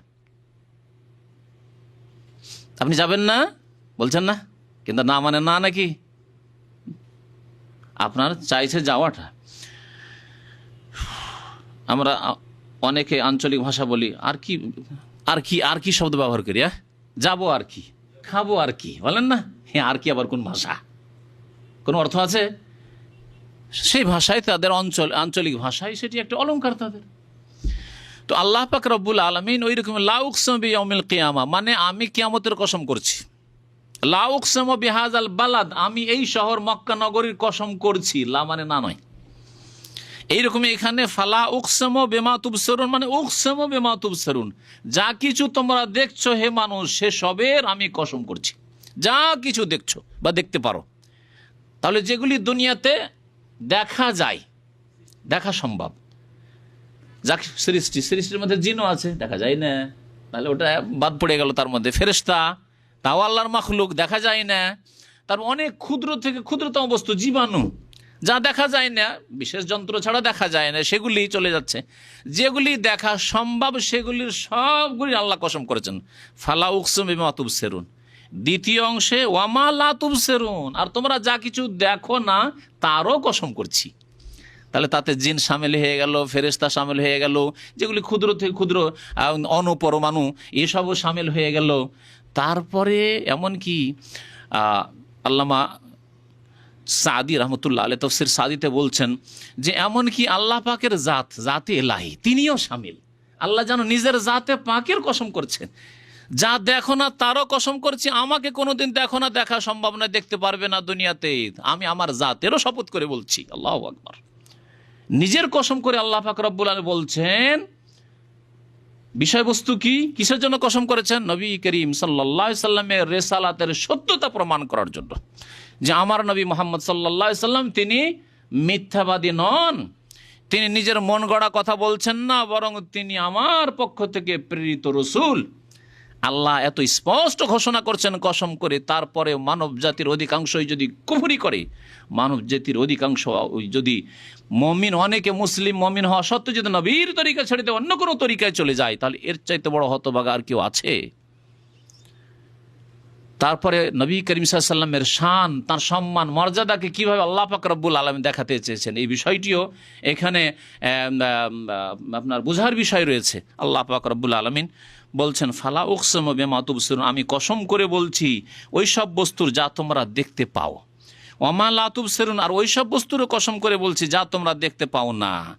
কসম করে কি বিষয়ের উপর কসম করেছেন? বলছেন ইন্নাহু লাকাউলু রাসূলিন কারীম, এই যে কোরআনুল করিম, ইন্নাহু মানে ইন্নাল কোরআনুল করিম, এই কোরআনে করিম সম্মানিত রাসূলের আনিত বাণী। আনিত শব্দটি এখানে, আনিতর আরবি এখানে মাহজুফ আছে, কারণ রাসূলুল্লাহ সাল্লাল্লাহু আলাইহি ওয়াসাল্লামের বাণী না, আল্লাহর বাণী, কিন্তু আল্লাহ পাক রব্বুল আলামিন ফেরেশতার মাধ্যমে জিবরাইল আলাইহিস সালামের মাধ্যমে নবী সাল্লাল্লাহু আলাইহি ওয়াসাল্লামের উপর নাযিল করেছেন, তিনি আমাদের পর্যন্ত নিয়ে এসেছেন। আমরা জিবরাইল আলাইহিস সালামকেও দেখিনি চোখে, রাসূলুল্লাহ আমাদের কাছে এনে দিয়েছেন কোরআনুল করিম, আমরা এই ঈমান নিয়ে এসেছি এবং প্রত্যেক মানুষকে এর প্রতি বিশ্বাস করতে হবে। আল্লাহ কসম করে সারা দুনিয়ার সমস্ত সৃষ্টি, সমস্ত কিছু, এমনকি তার জাতে পাকেরও কসম করে বলছেন যে এই বাণী, তাহলে কসম এই ক্ষেত্রে দুটি বিষয়ের উপর। একটা হচ্ছে যে মুহাম্মদ সাল্লাল্লাহু আলাইহি সাল্লাম আল্লাহর সম্মানিত রসুল, তিনি শুধু সাধারণ মানুষ না, তিনি সম্মানিত রসুল, রেসালাতের সত্যতার কথা আল্লাহ উল্লেখ করেছেন। আর একটি বিষয় উল্লেখ করেছেন যে কোরআনে করিমকে তোমরা মনে করিও না যে এটি কোনো কাব্য রচনা, কোনো গণকের কথা, যেমন মক্কার মুশরিক কাফেররা বলতো, বেদিনরা বলতো, অথবা মানব রচিত বিধান। না, মানব রচিত নয়, বরং আল্লাহ প্রদত্ত বিধান, আল্লাহর দেওয়া। ইন্নাহু, এই কোরআনে করিম হচ্ছে সম্মানিত রসুলের আনিত বাণী, আল্লাহর বাণী। ওমা হুয়া বিকাউলি শাইর, এই কোরআনে করিম কোনো কবির কাব্য রচনা নয়।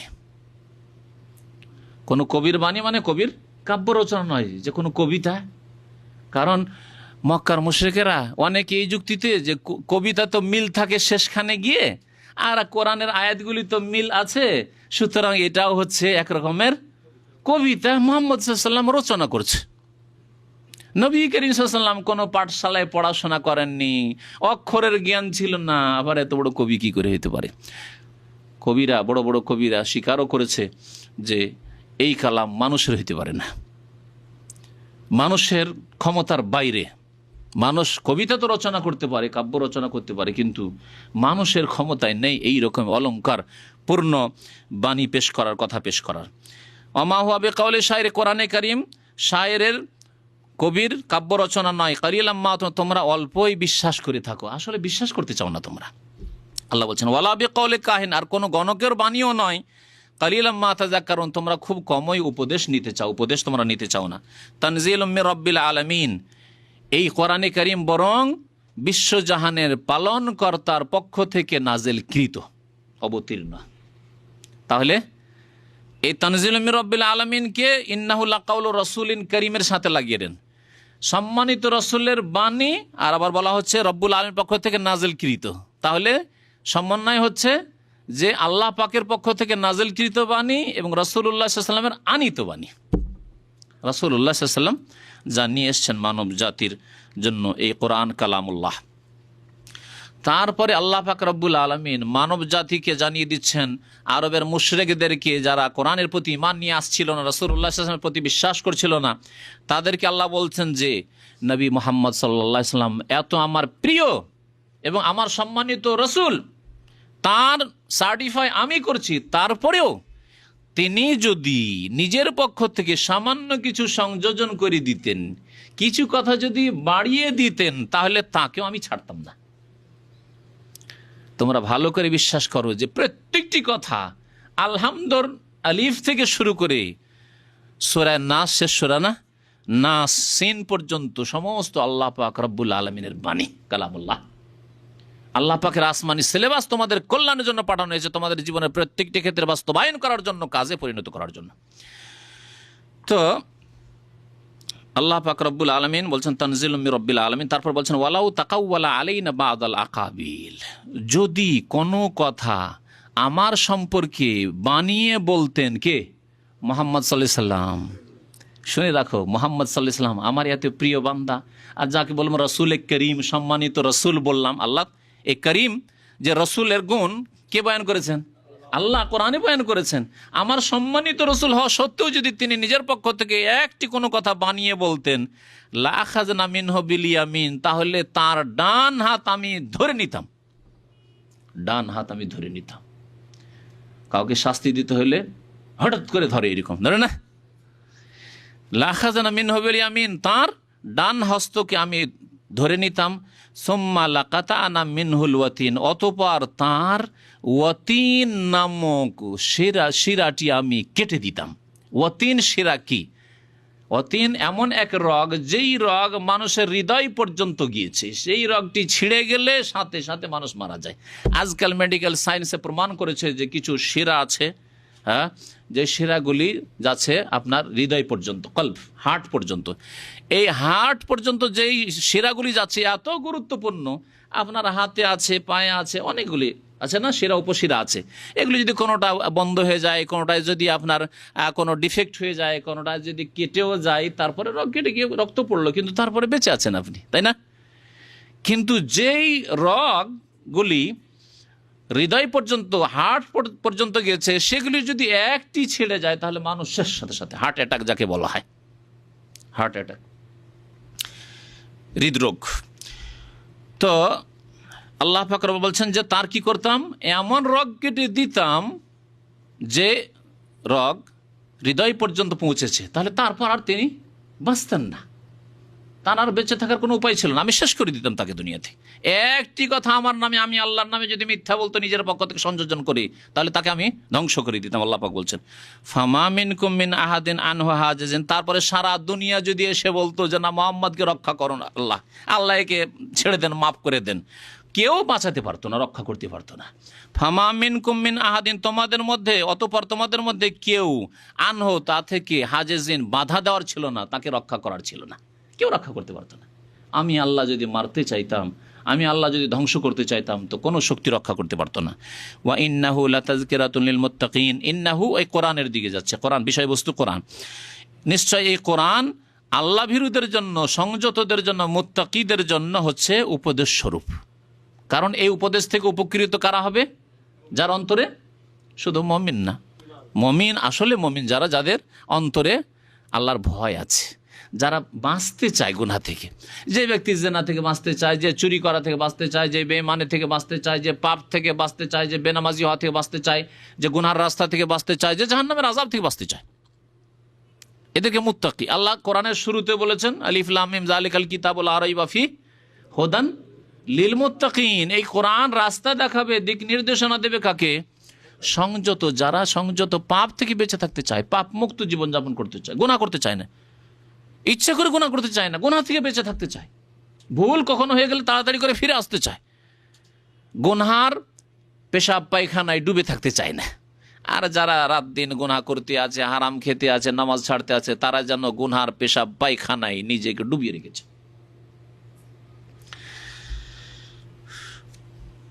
আল্লাহ পাক ইরশাদ করেছেন যে কোরআনে কারীম হচ্ছে তাহলে আল্লাহ ভীরুদের জন্য উপদেশ স্বরূপ, কারণ তারাই এর দ্বারা উপকৃত হবে।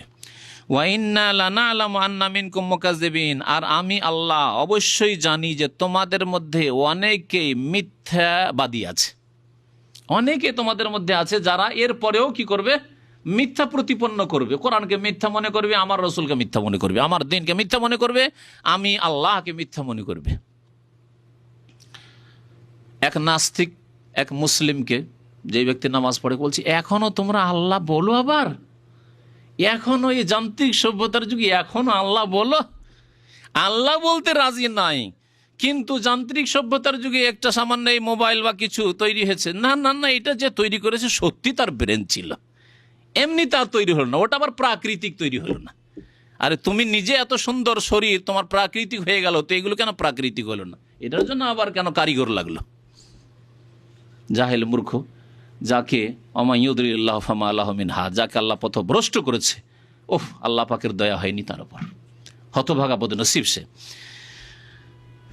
তো আল্লাহ পাক ইরশাদ করেছেন, ওয়া ইন্না লা না'লামু আন্না মিনকুম মুকাজ্জিবিন, আর আমি ভালো করেই জানি যে অবশ্যই তোমাদের মধ্যে কিছু মিথ্যুক থাকবে, যারা মিথ্যা প্রতিপন্ন করবে বা মিথ্যারোপ করবে, কোরআনকে মিথ্যা মনে করবে, রাসূলকে মিথ্যা মনে করবে। ওয়া ইন্নাহু লাহাসরাতুন আলাল কাফিরিন, আর জেনে রাখো যে কোরআন নিঃসন্দেহে কাফেরদের জন্য আক্ষেপ আর আফসুসের কারণ হবে।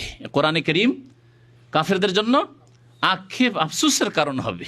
কোরআনের প্রতি ঈমান নিয়ে আসবে না, আর যখন মৌতের সম্মুখীন হবে, হাই আফসুস যদি বিশ্বাস করে নিতাম।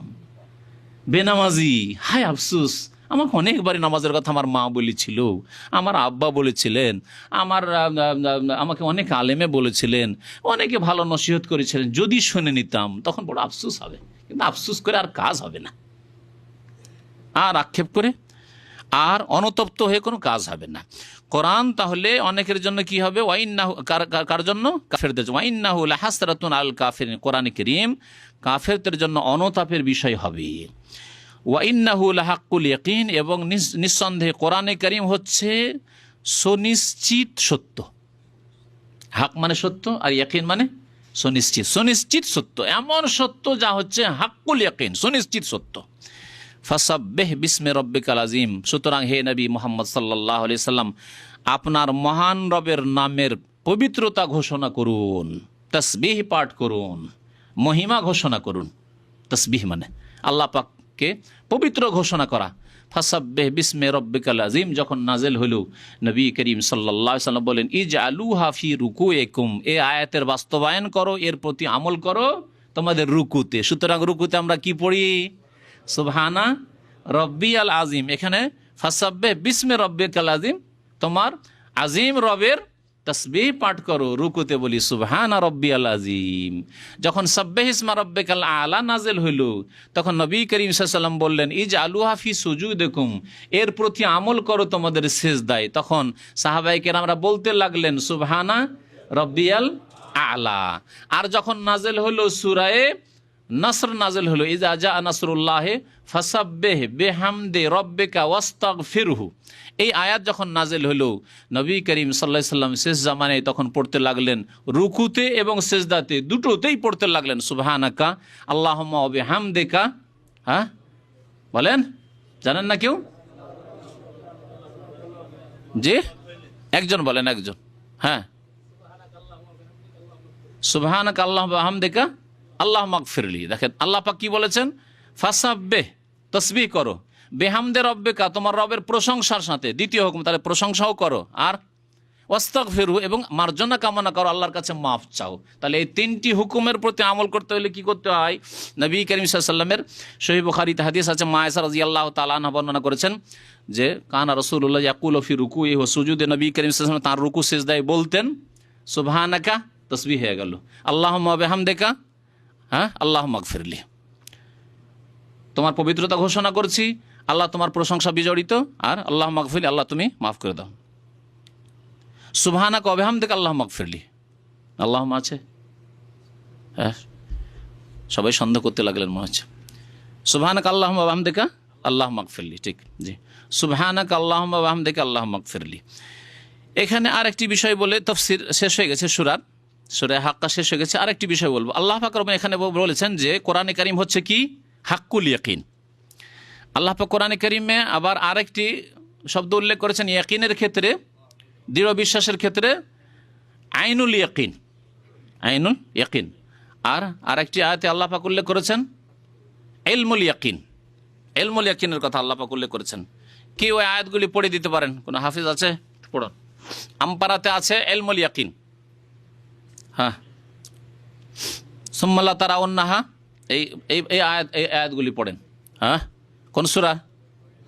হ্যাঁ, সূরা তাকাসুর, আলহাকুমুত তাকাসুর হাত্তা যুরতুমুল মাকাবির, কাল্লা সাওফা তা'লামুন সুম্মা কাল্লা সাওফা তা'লামুন, কাল্লা লাউ তা'লামুনা ইলমাল ইয়াকিন লা তারাউন্নাল জাহিম সুম্মা লা তারাউন্নাহা আইনাল ইয়াকিন। তাহলে এই সূরাতে ইলমুল ইয়াকিন এবং আইনুল ইয়াকিন আল্লাহ পাক উল্লেখ করেছেন। আর তারপরে আল্লাহ পাক উল্লেখ করেছেন এখানে ওয়া ইন্নাহু লা হাক্কুল ইয়াকিন, হাক্কুল ইয়াকিন। এই তিন ইয়াকিনের তাফসীর সুফিবাদী এ পীর ভণ্ডরা আবার বিদাতি তাফসীর করেছে।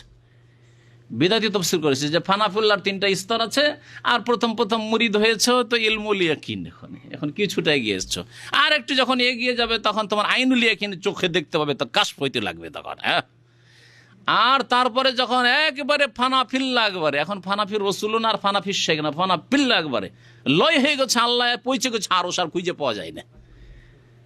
চরমনাইয়ের বক্তব্য তার কেতাব থেকে পড়ে শুনিয়েছেন না, এমন ওই পাগল রে, আর তার শব্দই শোনা যায় না, ও আল্লাহতে যে মিলিয়ে গেছে 7 আসমানের ওপর।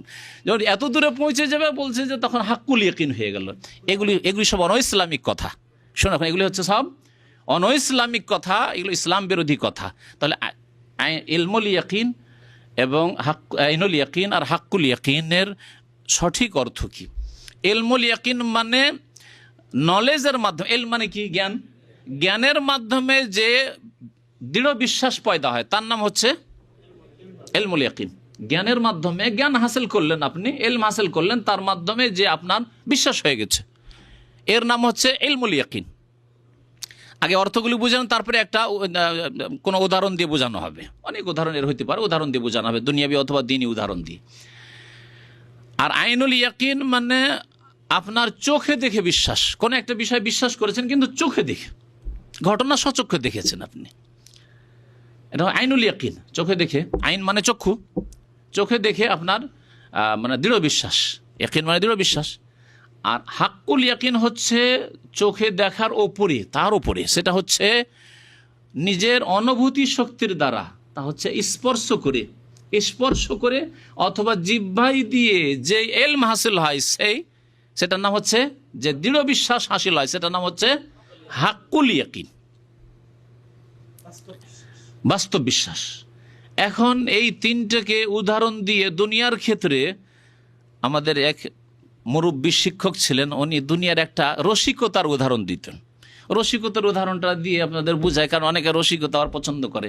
বলছে একটা মনেও থাকে, বলছে একটা যুবক, নতুন যুবক হয়েছে, আর জানতে পেরেছে, একটু জানতে পেরেছে যুবক হলে নাকি স্বপ্নদোষ হয়, তারপরে সাবালক হলে আবার বিবাহ শাদীর প্রয়োজন হয়, ইত্যাদিগুলো শুনেছে, দিয়ে তারপরে ইয়াকিন হয়েছে, না রে বিবাহ করতে হবে। কি হয়েছে এর? এখন ইলমুল ইয়াকিন হয়েছে, ইলম হয়েছে, শুনেছে বা পড়েছে কিছু, ওইরকম কিছু বই বা ফিকহের কিতাব পড়েছে। আমার মনে পড়ছে বড় হাস্যকর কথা, 2রি 3রি জামাতে কুদুরি পড়তাম, আর তাতে মানি আর মজির বাহাস, আর তারপরে ওয়াদি, এগুলোর ভাগ, তারপর হাইজ আর নেফাস, আর মাত্র আমার তখন 12 না 13 বছর, 13 বছরের বেশি হবে না বয়স চলছে। আর আমার সাথীগুলো 7 জন সাথী ছিলাম ওই 2রি 3রি জামাতে, সবগুলি আমার চাইতে বড় সাবালক। আমি ওদেরকে একদিন জিজ্ঞাসা করছি, আচ্ছা এগুলো কি? তখন আমাকে না সব হাসা শুরু করেছে, এগুলো কি বলছে, হাইজ কি, নেফাস কি, আমার মানে কি, মাজি কি, কিছু বুঝি না। শুধু মুখস্থ করে যে ওস্তাদ, যে হাইজের সর্বনিম্ন মুদ্দত হলে এত, বেশি হলো এত, আর তারপরে মানি হইলে গোসল ফরজ হয়, মাজি হইলে উজু হয়, ফরজ হয়, কিছু বুঝি না। আমাকে নিয়ে হাসা শুরু করেছে তারা, বেশ কিছুদিন হাসতেই থেকেছে আমাকে নিয়ে। তো তখন এই প্রথম পড়লাম যখন কুদুরি, তখন ইলমুল ইয়াকিন হলে যেগুলো হয় কিন্তু জানি না। প্রথম যেদিন স্বপ্নদোষ হলো, আর জানলাম যে আইনুল ইয়াকিন এখন চোখে দেখে এখন আইনুল ইয়াকিন হলো, চোখে দেখলাম। আর বিবাহ শাদী হওয়ার পরে যখন ওই জগতে পদার্পণ করলেন আপনি, তখন আপনার অনুভূতি সেরাই অনুভূত, মাথা থেকে পা পর্যন্ত, আরে কত স্বাদের জিনিস রে, আজকে বিদেশে থাকতে বিবি ছেড়ে কত কষ্ট লাগে রে, তাই না? তখন অনুভূত, এটা হচ্ছে হাক্কুল ইয়াকিন। দুনিয়ার একটা উদাহরণ, আল্লাহ পাক রব্বুল আলামিন সম্পর্কে ইয়াকিন, কোরআনে কারীমের প্রতি ইয়াকিন, আখিরাতের প্রতি ইয়াকিন, জান্নাতের প্রতি ইয়াকিন, জাহান্নামের প্রতি ইয়াকিন মানে দৃঢ় বিশ্বাস। এই 3 শ্রেণীর মুসলমান আছে, সকলে মুসলিম, কিন্তু 3 শ্রেণীর মুসলমান। কিছু লোকের হাদিস কোরআনে শুনেছে জান্নাত জাহান্নামের কথা, আল্লাহর কথা শুনেছে, শোনার পরে বা পড়ার পরে ইলম হাসিল হচ্ছে, তারপরে তার ইয়াকিন আছে, সে মুসলমান, ইলমুল ইয়াকিন।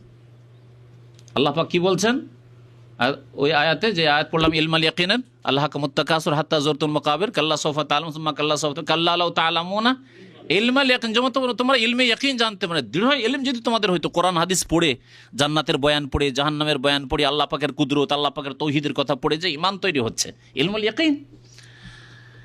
আইনুল ইয়াকিন, যদি আল্লাহ পাক রব্বুল আলামিন নবীগণকে যেমন মুজিজা দেখিয়ে দিয়েছেন বেশ কিছু, আইনুল ইয়াকিন চোখে দেখে এই রকমের যদি এমন কিছু দেখলেন, আইনুল ইয়াকিন।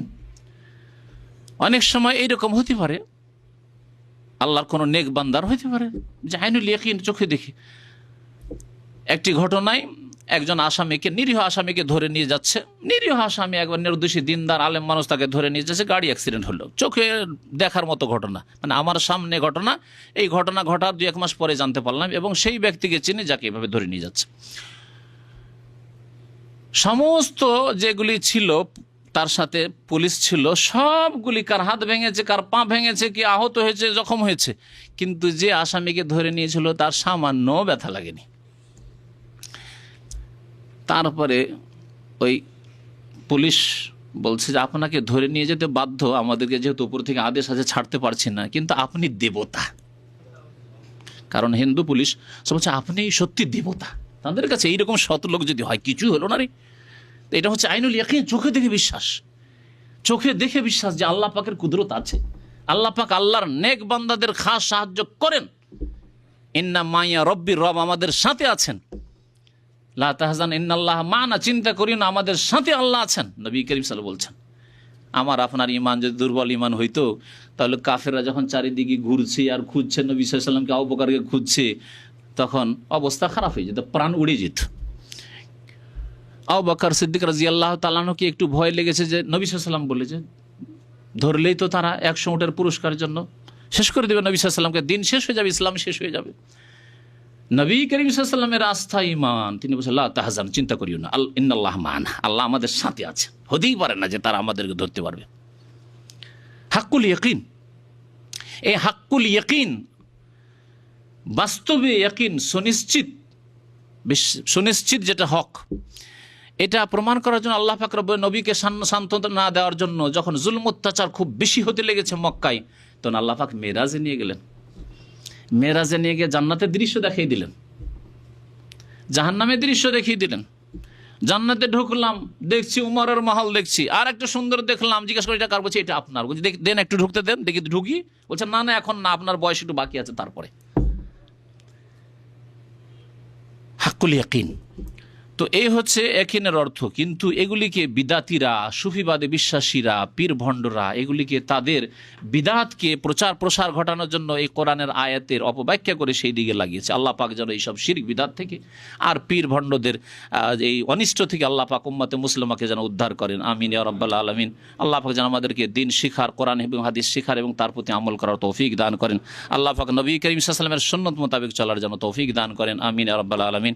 ওয়া সাল্লাল্লাহু আলা নবিয়িনা মুহাম্মদ ওয়া আলা আলিহি ওয়া সাহবিহি আজমাইন। প্রশ্ন করেছেন এক ভাই যে জুমার খুতবা সংক্ষেপে হওয়া এবং নামাজ লম্বা হওয়া, এটি হচ্ছে হাদিসের কথা, কথা সত্যি, হাদিস সহি এবং এর প্রতি আমল হওয়া উচিত। আজকালকার জামানে এর প্রতি আইম্মায়ে কেরামগণ, মানে মসজিদের ইমামরা আমল করা ছেড়ে দিয়েছে, অথচ উচিত এর ওপর আমল করা। অর্থাৎ খুতবা শর্ট, সংক্ষেপে অল্প কথায়, যাতে করে অনেক কিছু বোঝানো সম্ভব হয়, এরকম কথা, গোছানো কথা পেশ করা, এদিক সেদিক কথা না বলে।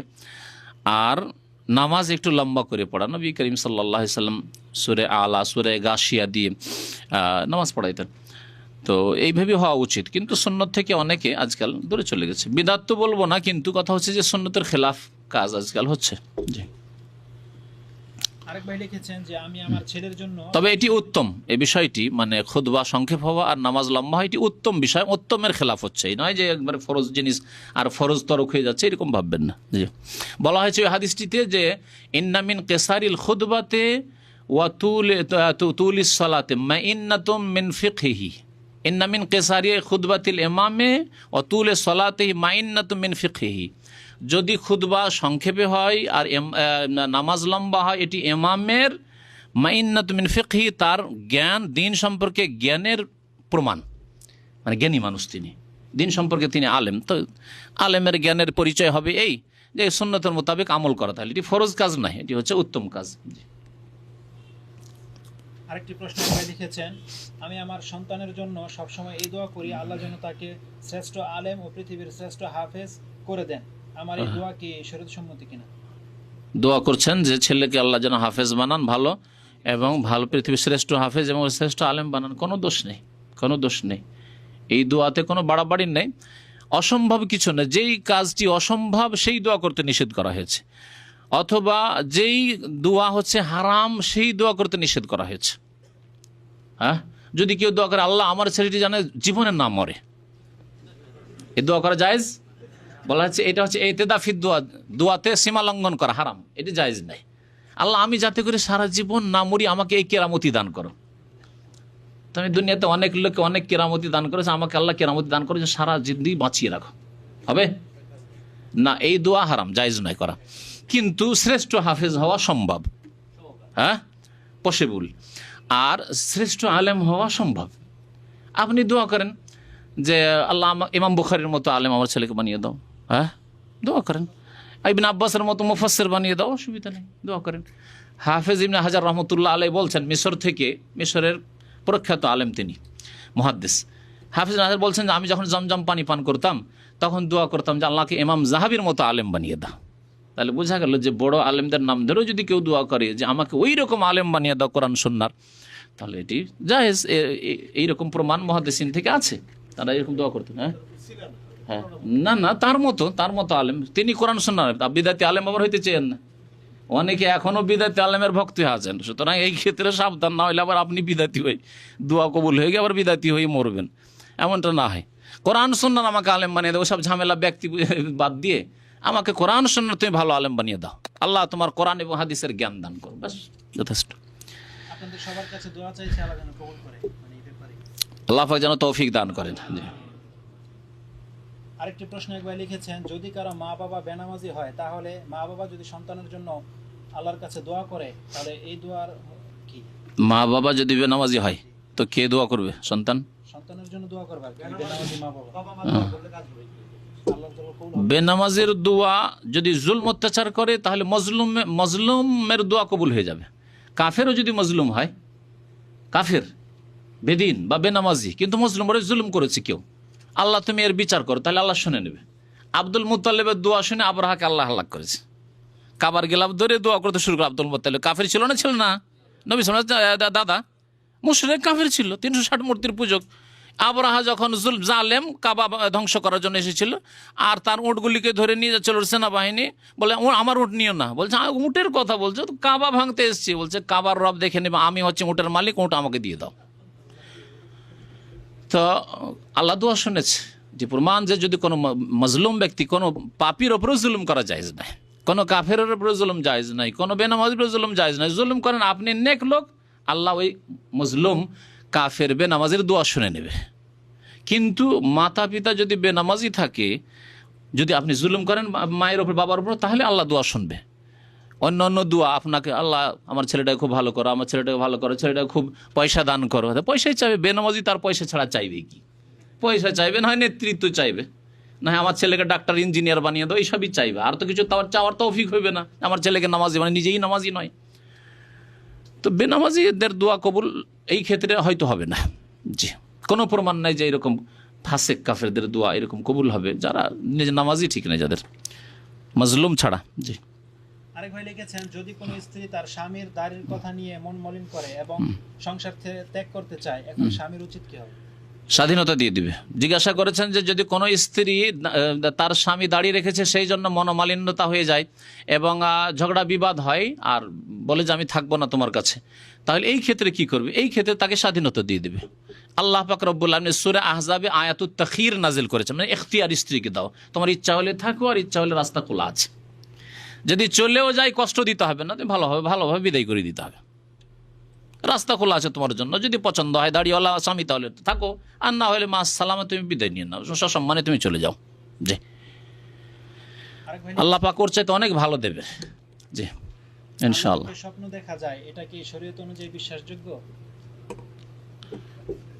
আল্লাহকে স্বপ্ন দেখা যায় যদি কেউ দাবি করে, তাকে জিজ্ঞাসা করেন কেমন রূপে দেখলেন আপনি। প্রথম কথা, ওই বেদাতিকে বিশ্বাস করবো যে ওরাই বলে যে আল্লাহর আকারই নেই, আল্লাহ নিরাকার, তো দেখলি কি? কারণ যেই বিদাতিরা বললেন আল্লাহকে এতবার স্বপ্ন অমুক দেখেছে, সেই বিদাতিরা বলে আল্লাহ নিরাকার, তাই না? এই বিদাতি আকীদা রাখে যে আল্লাহ নিরাকার, আল্লাহর আকারই নেই। তো আল্লাহর যেখানে আকার নেই তো দেখলে কি? তাহলে হয়তো ঘোড়ার ডিম দেখে হবে, মানে ঘোড়ার ডিম হয় না, ওই রকমও দেখেনি, এরকম হইতে পারে হয়তো। কিন্তু হ্যাঁ, সঠিক হচ্ছে আল্লাহর আকার আছে, কিন্তু আল্লাহর আকার আল্লাহর মতো আমরা জানি না, জানা নেই। অল কাইফ মজহুলুন। ইমাম মালিক রহমতুল্লাহ আলাইকে জিজ্ঞাসা করা হয়েছিল যে আল্লাহ আরশে সমাসীন আছেন কি? না, বলবো সর্বত্র বিরাজমান। তিনি বলছেন আল ইস্তিওয়াউ মালুমুন, আল্লাহ আরশে আছেন এটা জানা, কারণ আল্লাহ কোরআনে বলেছেন, তার রাসূল বলেছেন। হ্যাঁ, ইলম আছে, ইলম আল ইয়াকিন। কিন্তু আল কাইফ মজহুলুন, এর ধরন কেমন করে আছেন জানা নেই, কেমন ভাবে আছেন জানা নেই। ওই রকমই আল্লাহর আকার আছে কিন্তু জানা। আল্লাহর চেহারা, আল্লাহর আকার, আল্লাহর চেহারা আছে। ওয়াজহুনের কথা আল্লাহ কোরআনে বলেছেন ওয়ায়াবকা ওয়াজহু রব্বিকা, তোমার রবের ওয়াজহ চেহারা। ওয়াজহুন মানে কি? চেহারা। তাহলে আল্লাহ চেহারা আছে, কোরআন বলছে, আর আপনি বলছেন না নেই। তার মানে আল্লাহর উপর এতরাজ করছেন যে আল্লাহ তুমি ভুল বলেছো তাইলে। হ্যাঁ, কুল্লু শাইইন হালিকুন ইল্লা ওয়াজহা, সব কিছু ধ্বংস হয়ে যাবে আল্লাহর ওয়াজহ ছাড়া। তাহলে আল্লাহর ওয়াজহের কথা আল্লাহ বলা হচ্ছে। ইবতাগি বিযালিকা ওয়াজহাল্লাহি, যারা আল্লাহর ওয়াজহের কামনা করে, এখানে ওয়াজহ বলা হয়েছে। তাহলে বোঝা গেল যে ওয়াজহ আল্লাহর আছে, আল্লাহর চেহারা আছে। ওই রকম আল্লাহ পাকের ইয়াদুল্লাহি মাগলুলা গুল্লাত আইদিহিম ওয়া লুইনু বিমা ক্বালু বাল ইয়াদাহু মাবসুতাতান, বরং আল্লাহর দুই হাতের কথা আল্লাহ বলেছেন। যার হাত আছে, দুই হাত, তার আকার আছে না নেই? আপনার যদি বলা হয় যে এমন একটা লোক আছে যার দুই হাত আছে কিন্তু আকার নেই, কি বলবে আপনাকে? পাগল বলবে না? দুই হাত আছে আবার আকার নেই, কেমন কথা হইল? যার দুই হাত আছে, আকার আছে, কিন্তু জানার নেই আল্লাহর হাত কেমন, আল্লাহ ভালো জানেন। আল্লাহ ওটা জানাননি, আর ও জানার প্রয়োজন করে না। যতটা জানিয়েছে ততটা বিশ্বাস করা হচ্ছে ফরজ। আরেকটি প্রশ্ন ভাই লিখেছেন যে যদি কোনো মুসলিম মা বাবা গুনাহগার অবস্থায় মারা গিয়ে থাকে, তার সন্তান যদি দোয়া করে আল্লাহ কি ক্ষমা করবেন? কিসের অবস্থায় মারা গিয়ে থাকে? গুনাহগার অবস্থায়, মানে পাপ সমস্ত গুনাহ আল্লাহ মাফ করতে পারেন, শিরকের গুনাহ ছাড়া। আপনার মাতা পিতা বা যে কোনো মুসলিম যদি শিরক করে মারা না যায়, বেনামাজির মাসলাতেও আমি বলি যে বেনামাজি যদিও সঠিক মতে হচ্ছে কাফের, কিন্তু তারপরে যেহেতু বেশ কিছু ওলামা ইখতিলাফ করেছে, সেই জন্য দোয়া করেন, আল্লাহর ইচ্ছা হলে কবুল করবেন, না হলে কবুল করবেন না। কারণ আল্লাহ পাক মুনাফিক সম্পর্কে কোরআনে কারিমে বলেছেন যে তুমি যদি 70 বার করেও দোয়া করো তবু আমি কবুল করব না। ইস্তাগফির লাহুম আও লা তাস্তাগফির লাহুম ইন তাস্তাগফির লাহুম 70 মাররাতান ফালা ইয়াগফিরুল্লাহু লাহুম। নবী করিম সাল্লাল্লাহু আলাইহি ওয়াসাল্লাম যখন দোয়া করার ইচ্ছা করলেন মুনাফিকদের জন্য মদিনায়, তখন আল্লাহ, এরা নামাজ পড়তো কিন্তু অন্তরে মুনাফিকই ছিল। আল্লাহ বলছেন এদের জন্য ইস্তেগফার করো আর না করো, আল্লাহ মাফ করে দাও, আল্লাহ মাফ করে দাও, বলতে থাকো। ইন তাস্তাগফির লাহুম 70 মারা, 70 বার করে যদি বলো, ফালাই ইয়াগফিরুল্লাহ, আল্লাহ কখনো মাফ করবেন না। তাহলে যদি বেনামাজি থেকে থাকে আপনার মাতা পিতা অথবা আপনজন কেউ, আর মরে গিয়ে থাকে ওই অবস্থায়, তাহলে দোয়া করেন, আল্লাহর মর্জি হলে কবুল করবেন, আর না হলে করবেন না। মুশরিকদের ক্ষেত্রে যেহেতু সর্বসম্মতি করে, মুশরিক যে ব্যক্তি আল্লাহ ছাড়া অন্যকে সিজদা করে মারা গেছে, হ্যাঁ, আল্লাহ ছাড়া অন্যের জন্য জবাই করে মারা গেছে, কবর মাজার পূজা করে মারা গেছে, সর্বসম্মতিক্রমে যেহেতু মুশরিক, এই ক্ষেত্রে আহলে সুন্নাত ওয়াল জামাতের কোনো ইখতিলাফ নেই, না হানাফি শাফেঈ মালিকি হাম্বলি কোনো মাযহাবের ইখতিলাফ নেই। সুতরাং তাদের জন্য দোয়া করা জায়েজ নয়, কারণ আল্লাহ নিষেধ করেছেন মা কানা লিন নবী ওয়াল লাযিনা আমানু আইয়াস্তাগফিরু লিল মুশরিকিন, মুমিনের নবীর জন্য এবং মুমিনদের জন্য জায়েজ নয় যে মুশরিকের জন্য কি করবে?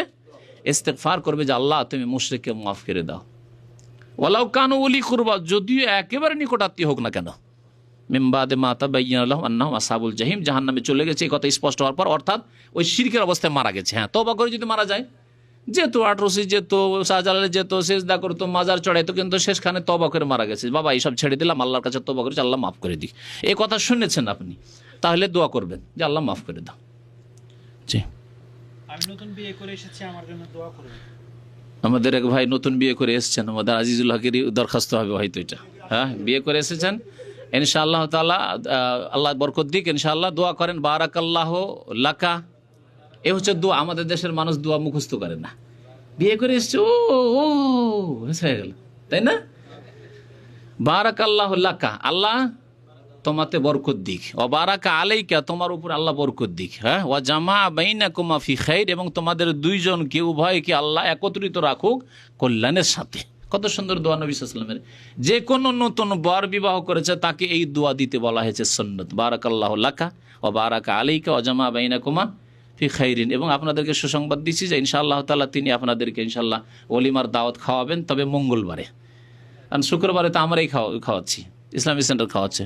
মঙ্গলবারের দিনে রাত্রে এসা পরে যে বক্তব্য আছে তাতে ইনশাআল্লাহ তাআলা খুব তাড়াতাড়ি উনি খাওয়াবেন ইনশাআল্লাহ, জানিয়ে দেবো, তার আগের সপ্তাহে জানিয়ে দেবো। হ্যাঁ হ্যাঁ, কেন থেকে যাবে দেশে? হবে হবে, আল্লাহ যদি বাচ্চা দিতে চান একদিনেই দিতে পারে। হ্যাঁ হ্যাঁ, আমাদের আরেক ভাই বিয়ে করেছে এখানে, আব্দুল্লাহ, নও মুসলিম ছিল না আমাদের ইসলাম সেন্টারে, ও বিয়ে করেছে দেশে গিয়ে, বিয়ে করে সুসংবাদ শুনলাম যে আমার মাশাআল্লাহ বাচ্চাও হবে, হবে খবরও পেয়ে গেছি। তাহলে বরকত।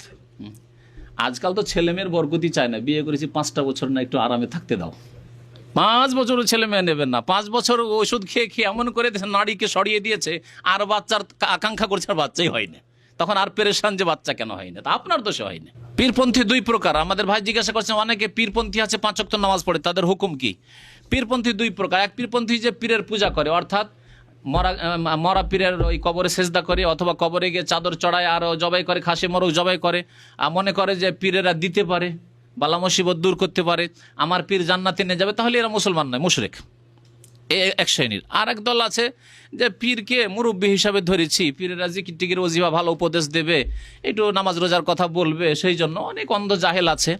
এইরকম যারা পীর ধরে আছে তারা বিদাতি, তারা মুসলমান কিন্তু বিদাতি তারা, কারণ এই পীর ধরা অন্ধত্ব ইসলামে নেই। ভালো আলেমের কাছ থেকে মাসলা মাসাইল জানতে হবে, এটা ইসলাম। যে কোনো জায়গায় যেখানে থাকবেন সেখানে, কিন্তু আপনার পীরের চেন বাংলাদেশ থেকে 5000 কিলোমিটার সৌদি আরবে এসে আছেন, আরও চরমনাই গিয়ে ধরে আছেন যে আমি অমুকের মুরিদ, এটি বিদাত। হ্যাঁ বিদাতি, যদি মারা যায় তো আল্লাহ পাক কিছু শাস্তি দিয়ে আল্লাহ মাফ করবেন হয়তো।